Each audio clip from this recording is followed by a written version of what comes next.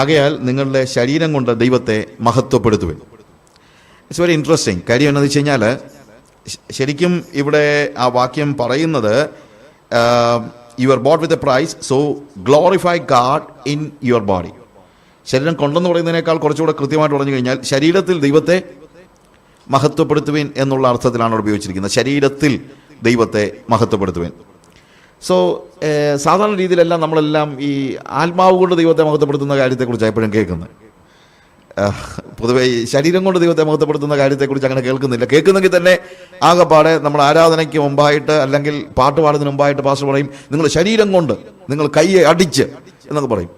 അത് ഇതുമായിട്ടൊന്നും യാതൊരു ബന്ധവുമില്ല എന്നാദ്യം തന്നെ ഞാൻ പറയട്ടെ. കൈകളെ അടിച്ച് മഹത്വപ്പെടുത്തുന്ന കാര്യമൊന്നും അല്ല ഇവിടെ പറയുന്നത്. കാരണം അവിടെ പറയുന്ന ഒരു പ്രത്യേകമായ ഒരു സാഹചര്യമുണ്ട്. നമ്മൾ വേദോസം പഠിക്കുമ്പോൾ എപ്പോഴും ഏത് സാഹചര്യത്തിൽ അല്ലെങ്കിൽ ഏത് പശ്ചാത്തലത്തിലാണ്, എന്ത് ബാക്ക്ഗ്രൗണ്ടാണ്, ഒരു പാസേജിൻ്റെ ബാക്ക്ഗ്രൗണ്ട് എന്താണെന്നുള്ളതിനെക്കുറിച്ചുള്ള കൃത്യമായ ധാരണയില്ലെങ്കിൽ നമ്മൾ പലപ്പോഴും ഇത് മിസ്ഇൻറ്റർപ്രറ്റ് ചെയ്യാനുള്ള ഒത്തിരി പ്രോബ്ലംസ് ഉണ്ട്. ആ മിസ്ഇൻറ്റർപ്രിട്ടേഷൻ ഭയങ്കര പ്രശ്നം ഉണ്ടാക്കുന്നുണ്ട്.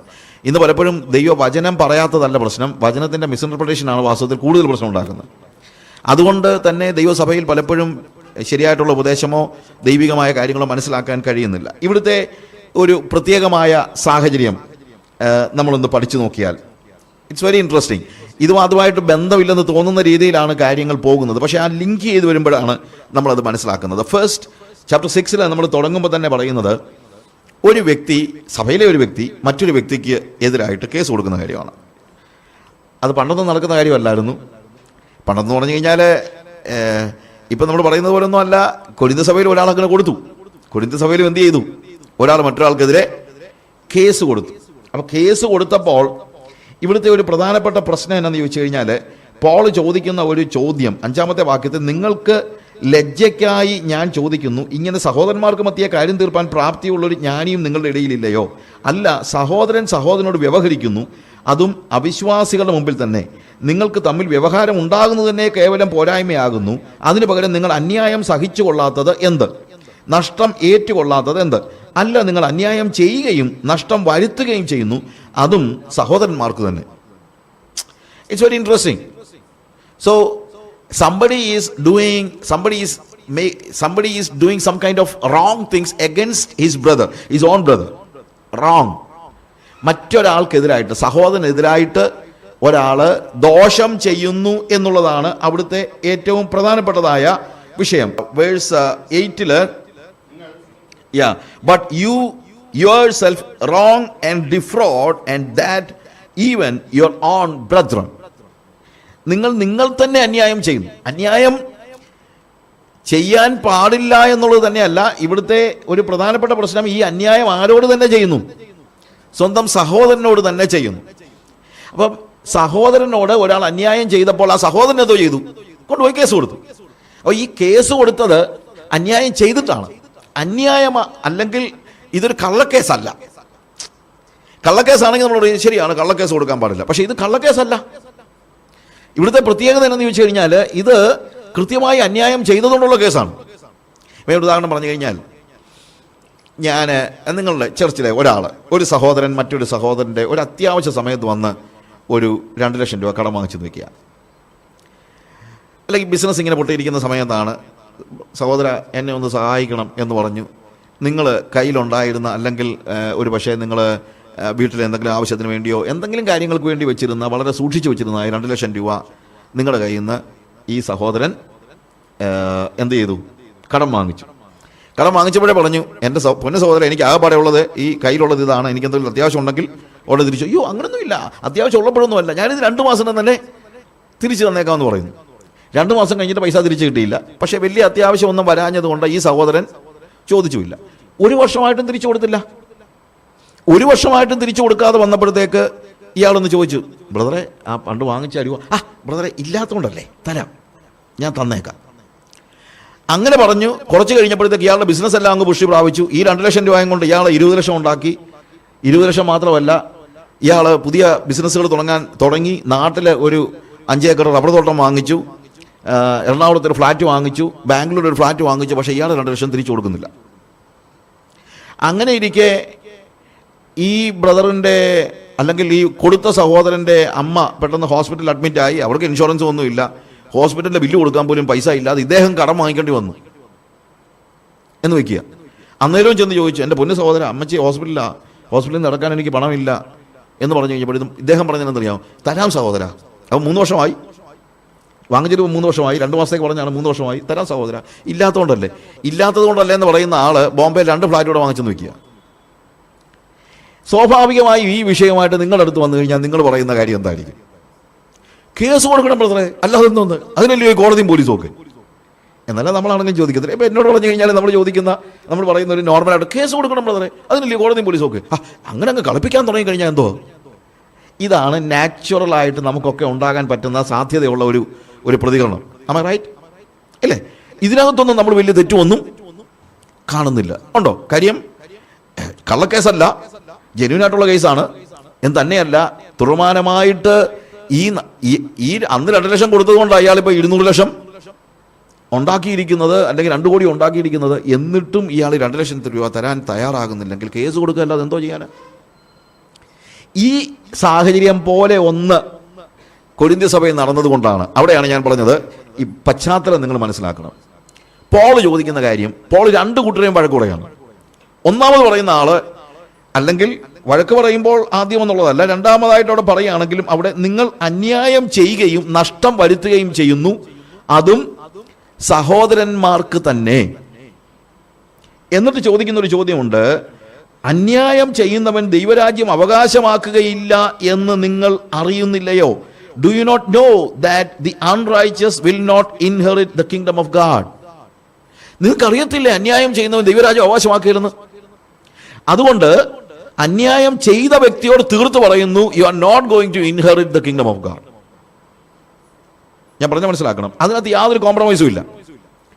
ഒരു പാവപ്പെട്ട സഹോദരന് 2 ലക്ഷം രൂപ വാങ്ങിച്ചു കഴിഞ്ഞിട്ട് അയാൾക്ക് അത് തിരിച്ചു കൊടുക്കാതെ ബിസിനസ് ചെയ്ത് അയാളുടെ വേദനയിൽ അത് മനസ്സിലാക്കാതെ വീണ്ടും വീണ്ടും അയാളെ കളിപ്പിച്ചു കഴിഞ്ഞാൽ നീ സ്വർഗ്ഗത്തിൽ പോകത്തില്ല എന്നുള്ളത് പോൾ തീർത്ത് പറയുകയാണ്.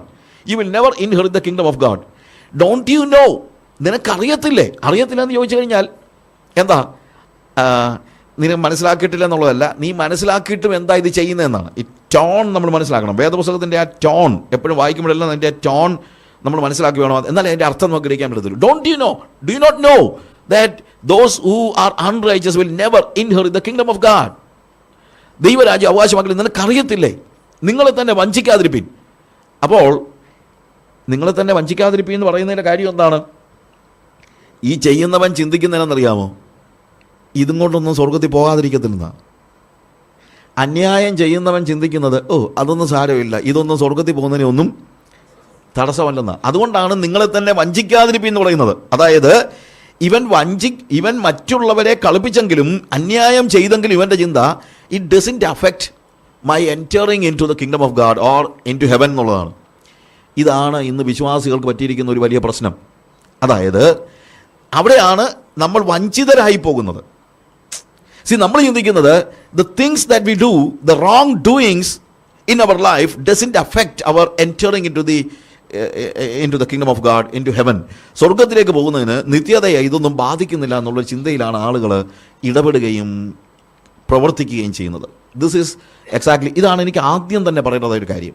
പോൾ കൃത്യതയോടെ ചോദിക്കുന്നു, നിനക്കറിയത്തില്ലേ അന്യായം ചെയ്യുന്ന ദൈവരാജ്യം അവകാശമാക്കുകയില്ല? പ്രിയമുള്ളവരെ, വലിയ ഒരു വഞ്ചന നമ്മുടെ സമൂഹത്തിൽ, സഭയിൽ വന്നിട്ടുണ്ട്. നമ്മുടെ ചിന്ത എന്നറിയാമോ? നമ്മൾ പാട്ട് പാടുകയും പ്രാർത്ഥിക്കുകയും അന്യഭാഷ പറയുകയൊക്കെ ചെയ്തു കഴിഞ്ഞാൽ ബാക്കിയുള്ളതൊന്നും വലിയ പ്രശ്നമല്ലതാണ്. ഇതൊക്കെ ചെയ്യാമെങ്കിൽ നേരെ അങ്ങ് സ്വർഗത്തിൽ പോകുമെന്നാണ് നമ്മുടെ ചിന്ത. പക്ഷേ മത്തായിയുടെ സുവിശേഷം 7-ാം അധ്യായത്തിൽ നിങ്ങൾക്കറിയാമല്ലോ, 21 മുതലുള്ള വാക്യങ്ങൾ വായിക്കുമ്പോൾ അത് ഞാൻ പലപ്പോഴും ഉദ്ധരിച്ചിട്ടുള്ള നമുക്കെല്ലാം അറിയാം. പോള് അവിടെ കർത്താവ് പറയുന്നൊരു കാര്യമുണ്ട്. അന്ന് പലരും എൻ്റെ അടുത്ത് വന്നിട്ട്, ഞങ്ങൾ നിന്റെ നാമത്തിൽ പ്രവചിക്കുകയും നിന്റെ നാമത്തിൽ ഭൂതങ്ങളെ പുറത്താക്കുകയും നിന്റെ നാമത്തിൽ വീര്യപ്രവർത്തികൾ പ്രവർത്തിക്കുകയും ചെയ്തില്ലയോ? അന്ന് ഞാൻ അവിടെ എന്ത് പറയും? ഞാൻ നിങ്ങളെ ഒരു നാളും അറിഞ്ഞിട്ടില്ല, അധർമ്മം പ്രവർത്തിക്കുന്നവരെ എന്നെ വിട്ടു പോകുവിനെന്ന് ഞാൻ തീർത്ത് പറയുമെന്ന്. അവിടെ ഉപയോഗിച്ചിരിക്കുന്ന വാക്ക് തീർത്ത് പറയുമെന്ന്. എന്ന് വെച്ചാൽ എന്താണ്? നിങ്ങൾ സ്വർഗത്തിൽ പോകുന്ന പ്രശ്നമേ ഉദിക്കുന്നില്ലെന്ന്. ആര്? എങ്ങനെയുള്ളവരാ? എങ്ങനെയുള്ളവർ? അധർമ്മം പ്രവർത്തിക്കുന്നവർ. പക്ഷേ അധർമ്മം പ്രവർത്തിക്കുന്ന കൂട്ടത്തിൽ ഇവർ എന്തുകൊണ്ടൊക്കെ ചെയ്യുന്നുണ്ടായിരുന്നു? ഭൂതങ്ങളെ പുറത്തുണ്ടാക്കുന്നുണ്ടായിരുന്നു, അന്യഭാഷ സംസാരിക്കുന്നുണ്ട്, പ്രവചിക്കുന്നുണ്ട്. പ്രവചിക്കുന്നവരും മിറക്കിൾസ് പ്രവർത്തിക്കുന്നവരും. അതായത് നിന്റെ നാമത്തിൽ ഞങ്ങൾ പ്രവചിക്കുകയും നിന്റെ നാമത്തിൽ ഞങ്ങൾ ഭൂതങ്ങളെ പുറത്താക്കുകയും നിന്റെ നാമത്തിൽ ഞങ്ങൾ വീര്യപ്രവർത്തികൾ പ്രവർത്തിക്കുകയും ചെയ്തില്ലയോ? ഇത്രയും ചെയ്യുന്ന പാർട്ടികൾ കർത്താവ് പറഞ്ഞു, ഞാൻ നിങ്ങളെ ഒരു നാളും അറിയുന്നില്ല. ഒരു നാളും അറിയുന്നില്ലെന്ന് പറഞ്ഞു കഴിഞ്ഞാൽ അവരെ അറിയാൻ വയ്യാഞ്ഞിട്ടല്ല, അവരെ അറിയാൻ കർത്താവിന് അറിയാവുന്നതുകൊണ്ടാണല്ലോ അധർമ്മം പ്രവർത്തിക്കുന്നവരെ എന്ന് വിളിക്കുന്നത്. അല്ലെങ്കിൽ വിളിക്കാൻ പറ്റത്തില്ലല്ലോ. എനിക്ക് വഴിയെ പോകുന്ന ഒരുത്തരെ ചുമ്മാ പോയി എടാ കള്ളാന്നൊന്നും വിളിക്കാൻ പറ്റത്തില്ലല്ലോ. അവനെ അറിയാൻ വയ്യാമെങ്കിൽ എനിക്ക് കയറി വിളിക്കാൻ പറ്റുമോ? എടാ കള്ള എന്ന് പറയാൻ പറ്റുമോ? ഇല്ല. അപ്പോൾ എനിക്കറിയാം.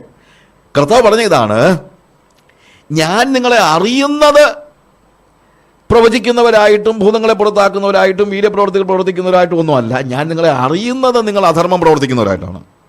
അതിൻ്റെ അർത്ഥം അന്ത്യനാളിൽ കർത്താവിൻ്റെ സന്നിധി ചെല്ലുമ്പോൾ കർത്താവ് നോക്കുന്നത് നിങ്ങൾ പ്രവചിച്ചിട്ടുണ്ടോ, നിങ്ങൾ ഭൂതങ്ങളെ പുറത്താക്കിയിട്ടുണ്ടോ, നിങ്ങൾ വീര്യപ്രവർത്തികൾ പ്രവർത്തിച്ചിട്ടുണ്ടോ എന്നല്ല. അന്ത്യകാലത്ത് അന്ത്യനാളിൽ ദൈവം നിങ്ങളെ അങ്ങോട്ട് കയറ്റുന്നത് നിങ്ങളുടെ ഈ തരത്തിലുള്ള ഒരു ശുശ്രൂഷ കൊണ്ടോ പെർഫോമൻസ് കൊണ്ടോ അല്ല. പകരം നിങ്ങളുടെ പ്രവൃത്തി എന്തായിരുന്നു എന്നുള്ളത് മാത്രം നോക്കിയാണ്. ഞാനിത് വായിക്കുമ്പോൾ എൻ്റെ മനസ്സിൽ ഈ വഞ്ചന എന്ന് പറയാനുള്ള കാരണം എന്താണ്? അതായത് നമ്മുടെ ഇന്നത്തെ സമൂഹത്തിന് പറ്റിയിരിക്കുന്ന ഒരു വലിയൊരു വഞ്ചനയുണ്ട്. You know what it is? In fact, we think what all things that we do inside the church, that's the thing that makes us enter into heaven. നമ്മുടെ ചിന്ത സഭാഹോളിനകത്ത് വന്ന് നമ്മൾ എന്തൊക്കെ ചെയ്യുന്നോ അതാണ് നമ്മളെ സ്വർഗത്തിലേക്ക് പ്രവേശിപ്പിക്കുന്നതെന്നാണ് നമ്മൾ എങ്ങനെയോ ചിന്തിച്ചിരിക്കുന്നത്. You understand what I say? അതുകൊണ്ട് നമ്മൾ പറയുന്നു, നമ്മുടെ ഇവിടെ ചെന്ന് അന്യഭാഷ പറയുന്ന ആൾക്കാർ ആരും നരകത്തിൽ പോകത്തില്ലെന്നാണ്. അന്യഭാഷ പറയുന്നവരെല്ലാം അങ്ങ് സ്വർഗത്തിൽ പോകും. കാര്യം ബ്രദറെ, പരിശുദ്ധാത്മാവിൻ്റെ പരിശുദ്ധാത്മാവെന്ന് പറഞ്ഞാൽ അന്യഭാഷ പറയുന്ന നമ്മളെങ്ങനെയാണ് നരകത്തിൽ പോകുന്നത്? എടാ, ഇവിടെ അന്യഭാഷ പറയുന്നവൻ മാത്രമല്ല, പ്രവചിക്കുന്നവനും ഭൂതങ്ങളെ പുറത്താക്കുന്നവനും വീര്യപ്രവർത്തികൾ പ്രവർത്തിക്കുന്നവനും അങ്ങോട്ട് പോകുന്നില്ല. പിന്നെ അതിൻ്റെ അന്യഭാഷ കൊണ്ട് അങ്ങോട്ട് ചെല്ലുമ്പോൾ കയറ്റി വിടുന്നത്. എൻ്റെ പ്രിയമുള്ളവരെ, ഇതൊരു വലിയ തെറ്റിദ്ധാരണയാണ്. അന്യഭാഷ പറയുന്നവരെല്ലാം സ്വർഗത്തിൽ പോകുന്നുള്ളത്. ഇറ്റ് ഇസ്, ഞാൻ എല്ലാ ദിവസവും അന്യഭാഷ പറയുന്ന ആളാണ്, അത് വേറെ കാര്യം. നീ അന്യഭാഷ പറയേണ്ടെന്നൊന്നുമല്ല. എനിക്ക് കാരിസ്മാറ്റിക് ഗിഫ്റ്റ്സ് എല്ലാം ഞാൻ എക്സസൈസ് ചെയ്യുന്ന ആളാണ്. പക്ഷേ എൻ്റെ സ്വർഗപ്രവേശനം ഞാൻ ചെയ്യുന്ന ശുശ്രൂഷയുമായോ ഞാൻ സഭാഹോളിനകത്ത് ചെയ്യുന്ന ഇതെല്ലാം സഭാഹോളിനകത്ത് ചെയ്ത കാര്യമാണ്. സഭാഹോളിനകത്ത് വെച്ചാണ് ഇവർ പ്രവചിച്ചതും എന്താണ് ഭൂതങ്ങളെ പുറത്താക്കിയതും വീര്യപ്രവർത്തികൾ പ്രവർത്തിച്ചതും എല്ലാം അവരുടെ സഭാഹോളിനകത്തെ അല്ലെങ്കിൽ അവരുടെ റിലീജിയനകത്ത് അവർ ചെയ്ത പ്രവർത്തികളാണ്. കർത്താവ് പറഞ്ഞു, അത് ഞാൻ കാണുന്നേ ഇല്ല. കാര്യം അതിൻ്റെ മുമ്പിൽ പർവ്വതം പോലെ വന്നു നിന്നത് എന്താണ്? നിങ്ങളുടെ അധർമ്മമാണ്. അതായത് സഭാഹോളിനകത്തെ പ്രവൃത്തി ഉണ്ട് നിങ്ങൾക്ക് സ്വർഗത്തിൽ പോകാമെന്ന് ചിന്തിച്ചാൽ നിങ്ങൾ വഞ്ചിക്കപ്പെട്ടെന്നാണ്. 6 ദിവസം നിങ്ങൾ സഭയ്ക്ക് പുറത്തെന്ത് ചെയ്യുന്നെന്നുള്ളത് നോക്കിയാണ് ദൈവം നിങ്ങളെ സ്വർഗത്തിൽ കൊണ്ടുപോകുന്നത്. അല്ലാതെ 7-ാം ദിവസം വന്നുവിടുന്ന ആരാധിക്കുന്നതിൻ്റെ അടിസ്ഥാനത്തിലൊന്നുമല്ല. വഞ്ചിക്കപ്പെട്ടു പോകരുത്, വഞ്ചിക്കപ്പെട്ടു പോകരുത്. അതവിടെ ഉപയോഗിച്ചിരിക്കുന്ന വാക്ക് ഭയങ്കര സ്ട്രോങ് ആണ്. കാരണം ഇത് നമുക്കെല്ലാം പറ്റാവുന്ന അപകടമാണ്. അതായത് നമ്മുടെ ഒരു ചിന്തയുണ്ട്, ദൈവം നമ്മുടെ പ്രവൃത്തിയൊന്നും നോക്കിയൊന്നും അല്ല സ്വർഗത്തിൽ കൊണ്ടുപോകുന്നത്, ആരാധന നോക്കിയാണെന്ന്. പ്രിയമുള്ളവരെ, ആരാധന നോക്കിയൊന്നും ആരെയും ദൈവം സ്വർഗത്തിൽ കൊണ്ടുപോകത്തില്ല. ആരാധന എന്ന് പറയുന്നത് വിശുദ്ധന്മാർ കർത്താവിൻ്റെ സന്നിധിയിൽ വരുമ്പോൾ അവരുടെ ഒരു സ്പോണ്ടേനിയസ് ആയിട്ട് നടക്കുന്ന ഒരു എന്താണ്, they just why you worship God. Some people think that if you worship God then God cannot do anything against you. ഒരു തെറ്റായ ധാരണയാണ്. നിങ്ങളുടെ വേർഷിപ്പ് എന്ന് പറയുന്നത് അങ്ങനെയാണെങ്കിൽ കയ്യിനും വർഷിപ്പ് ചെയ്തില്ലേ? കയ്യിനും ദൈവത്തെ എന്ത് ചെയ്തു? വർഷിപ്പ് ചെയ്തു. ആരാണ് വർഷിപ്പ് ചെയ്യാത്ത ആൾക്കാരാരാണ്? അതൊന്നും ദൈവസന്നിധിയിൽ അതൊന്നും ഒരു വിഷയമല്ല. വേർഷിപ്പ് നമ്മൾ ഉദ്ദേശിക്കുന്ന കാര്യങ്ങളല്ല പലപ്പോഴും എന്താണ് വേർഷിപ്പ് എന്ന് പറയുന്നത്. അത് നിങ്ങൾക്ക് ദൈവത്തോടുള്ള റെസ്പോൺസ് മാത്രമാണ്. അല്ലാതെ ഈ പ്രവൃത്തി അതുകൊണ്ട് അത് വെച്ച് ആരെയും ദൈവം എന്താണ് ഒരാളെ സ്വർഗത്തിലേക്ക് കയറ്റി വിടാതിരിക്കുകയോ ചെയ്തില്ല. എന്നാൽ ദൈവം കൽപ്പിച്ചിട്ടുള്ള കാര്യങ്ങളെ ചെയ്യാൻ നിങ്ങൾക്ക് കഴിയുന്നില്ലെങ്കിൽ, നിങ്ങൾ അന്യായം ചെയ്യുന്നുവെങ്കിൽ, അന്യായം ചെയ്യുന്നവൻ എന്ത് ചെയ്തില്ല? ദൈവരാജ്യം അവകാശമാക്കുകയില്ല. അപ്പോൾ അന്യായം ചെയ്യുന്നവൻ്റെ കാര്യം പോക്കാണ്, അതിനെക്കുറിച്ച് ആലോചിച്ചിട്ടേ കാര്യമില്ല. പിന്നെ മറ്റേ ആളുടെ പ്രശ്നം അവൻ സ്വർഗത്തിൽ പോവോ ഇല്ലയോ എന്നുള്ളതിനെക്കുറിച്ച് ഇവിടെ പ്രധാനമായിട്ട് പറയുന്നില്ല. പക്ഷേ നിങ്ങൾ അന്യായം സഹിച്ചു കൊള്ളാത്തത് എന്ത്? അത് അടുത്തുള്ളൊരു ചോദ്യമാണ്. അത് ഇറ്റ് ഡസൻറ്റ് എന്നാണ് അവൻ സ്വർഗത്തിൽ പോവോ ഇല്ലയോ എന്നുള്ളതൊക്കെ നമുക്ക് പിന്നെ ആലോചിക്കാം. പക്ഷേ അതല്ല ഇന്നത്തെ വിഷയം. അവിടെ ചോദിക്കുന്നൊരു ചോദ്യമുണ്ട്, നിങ്ങൾ അന്യായം സഹിച്ചു കൊള്ളാത്തത് എന്ത്? നഷ്ടം ഏറ്റുകൊള്ളാത്തത് എന്ത്? ഒരു വിശ്വാസിയെ സംബന്ധിച്ചിടത്തോളം ദൈവം ആഗ്രഹിക്കുന്നത് അവൻ അന്യായം സഹിക്കണമെന്നും നഷ്ടം സഹിക്കണമെന്നുമാണ്. അല്ലാതെ അന്യായം ആരെങ്കിലും അവനെതിരെ അന്യായം ചെയ്യുമ്പോഴത്തേക്ക് ന്യായത്തിനും നീതിക്കും വേണ്ടി അവൻ പ്രവർത്തിക്കണമെന്ന് ദൈവം, അല്ലെങ്കിൽ അതിനുവേണ്ടി അവന് ന്യായം കിട്ടാനായിട്ട് നിലവിളിക്കണമെന്ന്, അല്ലെങ്കിൽ അതിനുവേണ്ടി പ്രവർത്തിക്കണമെന്ന്, അതിനുവേണ്ടി കേസ് കൊടുക്കണമെന്ന് ദൈവം ആഗ്രഹിക്കുന്നില്ല. അങ്ങനെ ചെയ്യുന്ന വ്യക്തി ദൈവത്തെ അറിയാത്ത വ്യക്തികളാണ്.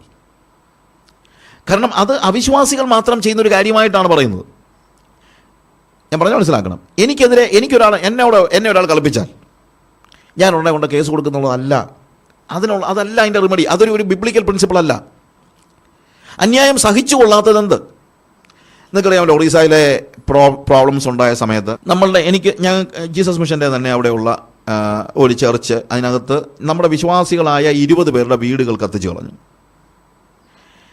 ആ പ്രോബ്ലം ഉണ്ടായ ആ സമയത്ത് തന്നെ, പോലീസ് കർഫ്യൂ ഉണ്ടായിരുന്ന സമയത്ത്, ശരിക്കും പറഞ്ഞാൽ റിസ്ക് എടുത്ത് ഞാൻ അവിടെ കയറിപ്പോയി.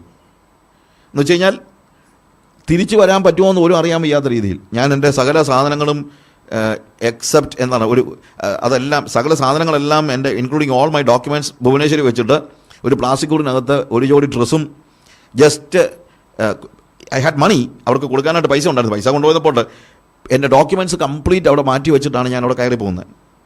എന്ന് തന്നെയല്ല, ആകെ ഒരു ATM കാർഡ് മാത്രം കൊണ്ടുപോയി. എന്നു വെച്ച് കഴിഞ്ഞാൽ ഈ പൈസ തികയാതെ വന്നു കഴിഞ്ഞാൽ I had big money with me, പൊക്കോട്ടെ എന്ന് വെച്ചുകൊണ്ട് തന്നെ, and I wanted to give the money and also I took an ATM card. പിന്നെ അവിടെ ചെന്നിട്ട് പൈസ എടുത്ത് കൊടുക്കാനായിട്ട്. And I went there.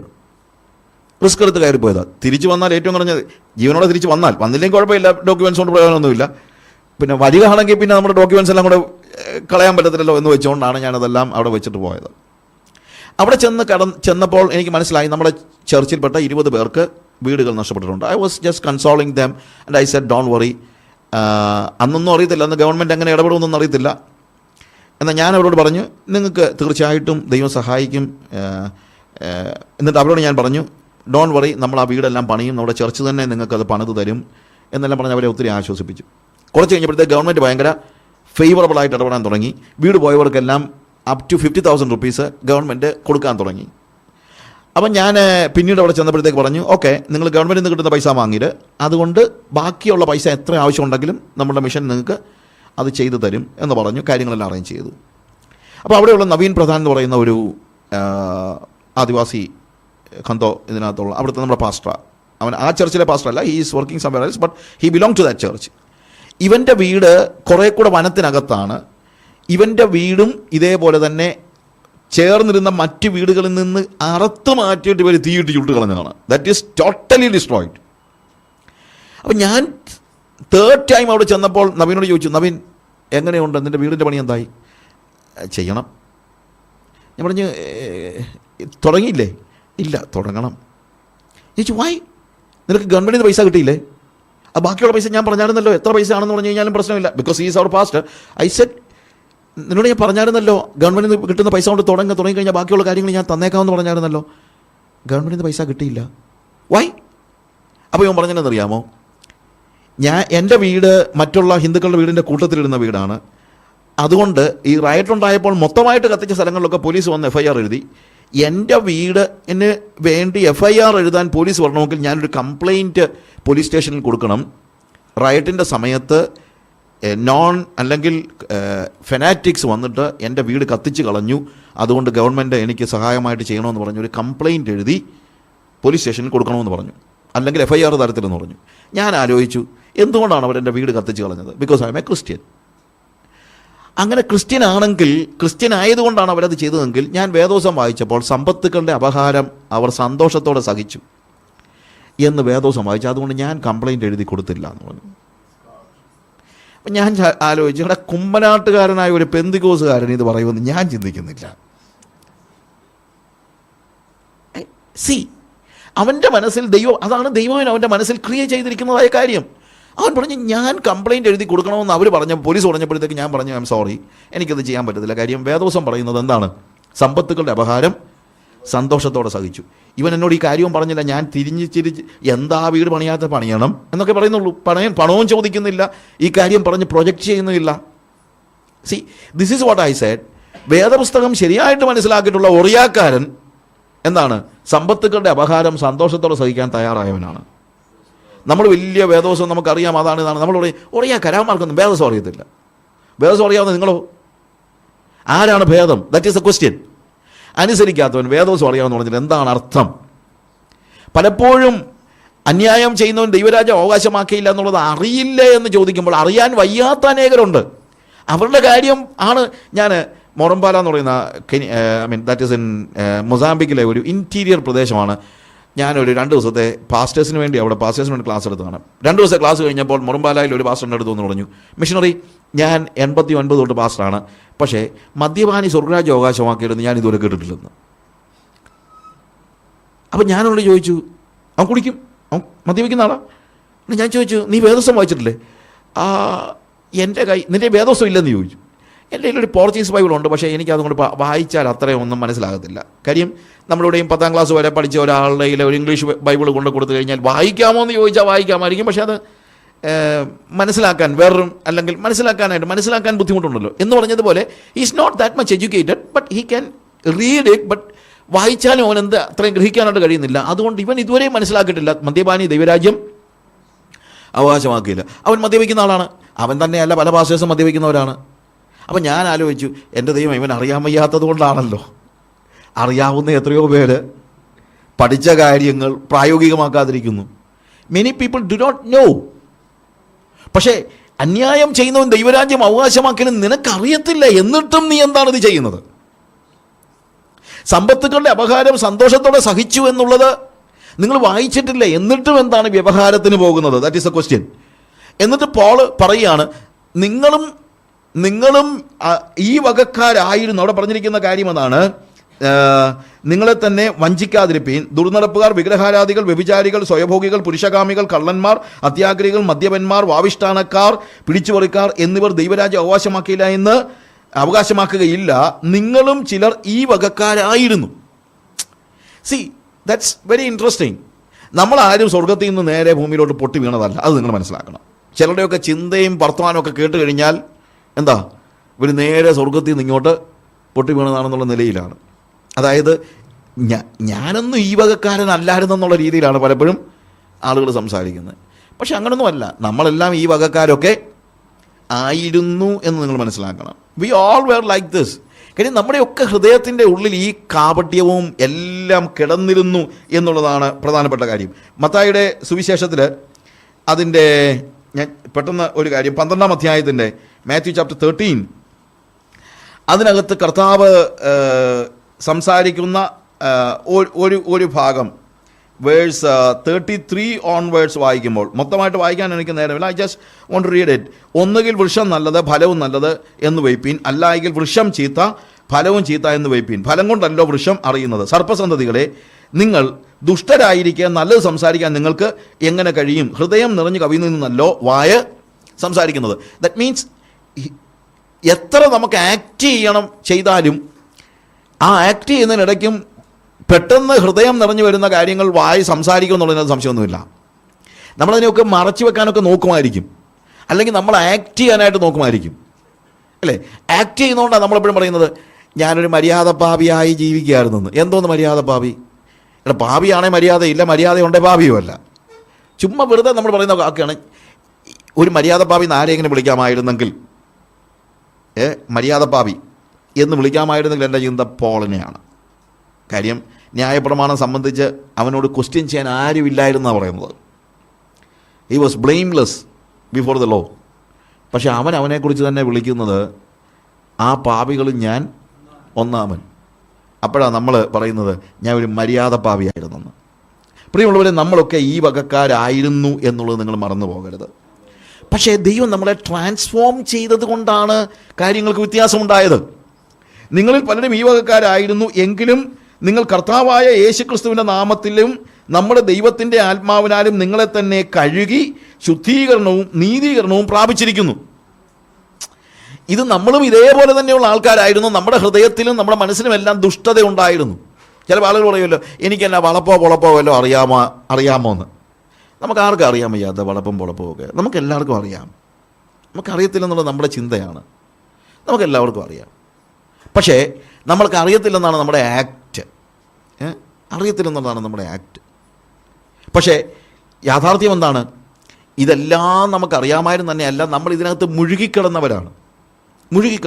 അതങ്ങ് സമ്മതിക്കാനുള്ള മനസ്സില്ലെങ്കിലുണ്ടല്ലോ ഒരിക്കലും നമുക്കൊരു ക്ലെൻസിങ് ഉണ്ടാകത്തില്ല. നമ്മുടെ ഒരു വലിയ പ്രശ്നം, ഒരു മര്യാദ പാപിക്ക് ഒരിക്കലും അവൻ്റെ പാപത്തിൽ നിന്ന് വിടുതൽ പ്രാപിക്കാൻ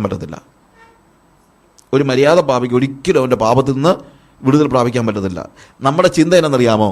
നമ്മളിപ്പോൾ ഞാൻ അത്ര വലിയ പാപിയല്ലെന്ന് പറയുമ്പോഴത്തേക്ക് ഉണ്ടാകുന്ന ഒരു കാര്യം എന്നാന്ന് ചോദിച്ചു കഴിഞ്ഞാൽ, നമ്മുടെ ചിന്ത കർത്താവ് ഭരിച്ചില്ലായിരുന്നെങ്കിലും വലിയ കുഴപ്പമില്ലായിരുന്നു, കർത്താവ് മരിച്ചൊക്കെ ഈ വലിയ വലിയ പാപികൾക്ക് വേണ്ടിയാണ്, ഇല്ലെങ്കിലും എനിക്ക് എങ്ങനെയെങ്കിലും തത്തിപ്പിടിച്ച് അങ്ങോട്ട് സ്വർഗത്തിലൂടെ കയറി പറ്റുമായിരുന്നുള്ളൊരു ചിന്ത കൊണ്ടാണ് നമ്മളിങ്ങനെയൊക്കെ സംസാരിക്കുന്നത്. നോ,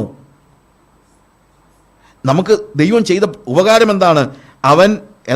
നമ്മുടെ ദൈവത്തിൻ്റെ ആത്മാവിനാലും ക്രിസ്തുവിൻ്റെ നാമത്തിലും യേശുക്രിസ്തുവിൻ്റെ നാമത്തിലും നമ്മുടെ ദൈവത്തിൻ്റെ ആത്മാവിനാലും നിങ്ങളെ തന്നെ കഴുകി ശുദ്ധീകരണവും നീതീകരണവും പ്രാപിച്ചിരിക്കുന്നു. 3 കാര്യങ്ങൾ അവിടെ കൃത്യമായിട്ട് പറയുന്നുണ്ട്. We were washed, we were justified and we were cleansed. നമ്മൾ നീതീകരണം പ്രാപിച്ചു, നമ്മൾ ശുദ്ധീകരണം പ്രാപിച്ചു, നമ്മൾ കഴുകൽ പ്രാപിച്ചു. വാഷിംഗ്, കർത്താവ് നമ്മളെ കഴുകിയത് കൊണ്ടാണ്. എന്തുകൊണ്ടൊക്കെയാണ്? 2 കാര്യങ്ങളോടെ പറയുന്നത്. നിങ്ങൾ ക്രിസ്തുവിൻ്റെ നാമത്തിലും നമ്മുടെ ദൈവത്തിൻ്റെ ആത്മാവിനാലും, ഈ 2 കാര്യങ്ങൾ കൊണ്ട്, ക്രിസ്തുവിൻ്റെ നാമത്തിനാലും ദൈവത്തിൻ്റെ ആത്മാവിനാലും നമ്മൾ നീതീകരിക്കപ്പെട്ടു, നമ്മൾ ശുദ്ധീകരിക്കപ്പെട്ടു, നമ്മൾ കഴുകൽ പ്രാപിച്ചു. We are cleansed, we are justified by the blood of Jesus Christ. നമ്മൾ റോമാലേഖനം 5-ാം അധ്യായത്തിൻ്റെ 9 മുതലുള്ള വാക്യങ്ങൾ വായിക്കുമ്പോൾ, we have no time to read and explain all those passages, but still we just need to know what happen. എന്താണ് നമ്മൾ നല്ലവരായിരുന്നത് കൊണ്ടൊന്നുമല്ല നമ്മളുടെ ഈ അവസ്ഥ, അല്ലെങ്കിലുള്ള, ഞാൻ പറഞ്ഞല്ലോ, നമുക്കൊരു ചേഞ്ച് ഉണ്ടായിട്ടില്ലെങ്കിൽ ഈ പറയുന്ന യാതൊരു കാര്യങ്ങൾ കൊണ്ടും പ്രയോജനമുണ്ടാകുന്നില്ല എന്ന് നിങ്ങൾ അറിയണം. Romans chapter 5 verse 9-11, when we read it, we read there, we are justified by his blood. We are justified. ആ ജസ്റ്റിഫിക്കേഷൻ ആണ് ശരിക്കും ദൈവവുമായിട്ട് നമുക്ക് ആക്സസ് ഉണ്ടാക്കി തരുന്നത്. Romans chapter 5 verse 1 onwards, you need to read it very thoroughly. കാരണം നമുക്ക് ദൈവത്തിൻ്റെ മുമ്പിലേക്ക് നിൽക്കാനായിട്ട് യാതൊരു യോഗ്യതയില്ലായിരുന്ന സമയത്ത്, അല്ലെങ്കിൽ ദൈവത്തിലേക്ക് പ്രവേശിക്കാൻ കഴിയാതിരുന്ന സമയത്ത് നമുക്ക് കർത്താവുമായിട്ടുള്ള ആക്സസ് ഉണ്ടാക്കുന്നത് it is the blood of Jesus. If Jesus was not dying, you could never enter in to the presence of God. അല്ലെങ്കിൽ നിങ്ങൾ എത്ര നല്ല പാപിയായിട്ട് ജീവിച്ചാലും, എത്ര മര്യാദ പാപിയായിട്ട് ജീവിച്ചാലും നിങ്ങൾ പാപിയാണ്. പാപിക്ക് ദൈവത്തിൻ്റെ സന്നിധിയിലേക്ക് പ്രവേശിക്കാനായിട്ട് കഴിയത്തില്ല. അവിടെ എന്താവശ്യമുണ്ട്? The blood of Jesus cleanses all the sins. കർത്താവിൻ്റെ രക്തമാണ് നമ്മുടെ പാപങ്ങളെ ദുരീകരിച്ചത്, നമ്മളെ നീതീകരിച്ചത്. നീതീകരിക്കുക എന്നുള്ള വാക്ക് തന്നെ വളരെ ഡിഫറൻ്റ് ആയിട്ടുള്ളൊരു വാക്കാണ്. നീതീകരിക്കുക എന്ന് പറഞ്ഞു കഴിഞ്ഞാൽ, ഇപ്പം ഞാനിവിടെ നിൽക്കുമ്പോഴത്തേക്ക് ഈ പോഡിയം നിങ്ങൾക്കും എനിക്കും മധ്യത്തിൽ ഈ പോഡിയം ഉള്ളതുകൊണ്ട് എനിക്ക് നിങ്ങളുടെ അടുത്തോട്ട് വരാൻ പറ്റത്തില്ല. So there is something in between you and me. എന്നാൽ ഈ പോഡിയം ഇടുന്നിടത്ത് മാറ്റിക്കഴിഞ്ഞാൽ ആ മാറ്റിക്കളയുന്നതിനെയാണ് അല്ലെങ്കിൽ നീതീകരിക്കുക എന്ന് പറയുന്ന വാക്ക്. ശരിക്കും പറഞ്ഞു കഴിഞ്ഞാൽ, if there is something in between you and God and when it is removed, when it is taken away, അതാണ് ജസ്റ്റിഫിക്കേഷൻ എന്ന് പറയുന്നത്. So it is the blood of Jesus that made you free to enter in to the presence of God. It gave you access towards God. ദൈവത്തിങ്കിലേക്ക് access കിട്ടിയെന്നുള്ളതാണ് പ്രവേശനം. അല്ലെങ്കിൽ ഇപ്പുറത്ത് നിൽക്കുകയായിരുന്നു. പക്ഷേ കർത്താവ് മരിച്ച യേശു ക്രിസ്തുവിൻ്റെ there was a big wall. കർത്താവിനും ദൈവത്തിനും നമുക്ക് മധ്യത്തിൽ പാപത്തിൻ്റെ ഒരു വലിയ വൻമതിലുണ്ടായിരുന്നു. You know what happen? യേശു ക്രിസ്തുവിൻ്റെ രക്തം വന്ന് ഈ പാപത്തേലോട്ട് വീണ് കഴിഞ്ഞപ്പോൾ അതങ്ങ് ഉരുകിപ്പോയി. അത് ഉരുകിപ്പോയതുകൊണ്ട് ഇത് ഇടിഞ്ഞു പോവുകയല്ല. ഇടിഞ്ഞു പോയാലും പിന്നെയും കല്ലവിടെ കിടക്കുമല്ലോ, ഇല്ലേ? ഇത് ഇടിഞ്ഞു പോവുക പോലുമല്ല. എന്താണ്? ഇതങ്ങ് ഉരുകിപ്പോയി. ആ ഉരുകിപ്പോയത് കൊണ്ട് ഇപ്പം നമുക്കും ദൈവത്തിനും മധ്യത്തിൽ എന്തുണ്ട്? ആക്സസ് ഉണ്ട്. We can enter in to the presence of God. പക്ഷേ നേരത്തെ മതിലുണ്ടായിരുന്നത് കൊണ്ട് നമുക്ക് അങ്ങോട്ട് കയറാൻ പറ്റത്തില്ലായിരുന്നു. ഇപ്പോഴും നമുക്കും ദൈവത്തിനും മധ്യത്തിൽ ഒരു സാധനം ഉണ്ട്. It is not the wall of sin, but it is the blood of Jesus. ഇതിനെ ഉരുക്കി കഴിഞ്ഞപ്പോൾ ഇപ്പോൾ ഇടയ്ക്ക് കിടക്കുന്നത് യേശുവിൻ്റെ രക്തത്തിൻ്റെ വലിയ ഒരു പൂളാണ്. ആ ദൈവത്തിൻ്റെ സന്നിധിയിലേക്ക് ആക്സസ് കിട്ടണമെങ്കിൽ ഇനി എന്തോ ചെയ്യണമെന്നറിയാമോ? ഈ രക്തത്തിൻ്റെ പൂളിലൂടെ ആ രക്തത്തിൻ്റെ, യേശുവിൻ്റെ രക്തത്തിൻ്റെ വാട്ട് യു സേ, ആ നദിയിലൂടെ അല്ലെങ്കിൽ ആ പൂളിലൂടെ നിങ്ങൾ എന്ത് ചെയ്യണം? അപ്പുറത്ത് കിടക്കണം. അതായത് ദൈവത്തിലേക്ക് പ്രവേശിക്കാൻ ചുമ്മാ കയറി ചെല്ലാൻ പറ്റത്തില്ല, ഇതിലേക്കൂടെ മാത്രമേ പറ്റുള്ളൂ. നേരത്തെ കയറാനേ പറ്റത്തില്ലായിരുന്നു, because there was sin in between you and God. But now it's something different. വേറെ ഒന്നാണ്. എന്താണ്? Instead of that wall now there is a pond, a pool of the blood of Jesus Christ. So what happens? യേശുവിൻ്റെ അടുത്തേക്ക് പ്രവേശിക്കണമെങ്കിൽ എന്ത് വേണം? അവൻ്റെ രക്തത്തിൽ കുളിച്ചപ്പുറത്ത് കയറണം. That's the only way you can enter into the presence of God. യേശുവിൻ്റെ രക്തത്തിലൂടെ ഇറങ്ങി കഴുകൽ പ്രാപിച്ച് അപ്പുറത്ത് എന്നാലേ നമുക്ക് എന്ത് ചെയ്യാൻ പറ്റുള്ളൂ? ദൈവത്തിൻ്റെ സന്നിധിയിലേക്ക് പ്രവേശിക്കാൻ പറ്റുള്ളൂ. അതുകൊണ്ട് നേരത്തെ നമ്മൾ അന്യായം ചെയ്യുന്നവരായിരുന്നു, നേരത്തെ നമ്മൾ ഈ പറയുന്ന എല്ലാ പാപങ്ങളും നമ്മുടെ ജീവിതത്തിൽ ഉണ്ടായിരുന്നു. പക്ഷേ ഇപ്പോൾ ഈ പാപങ്ങളെയെല്ലാം എന്താണ്? അവൻ്റെ രക്തം എന്ത് ചെയ്തിരിക്കുന്നു? റിമൂവ് ചെയ്തിരിക്കുകയാണ്.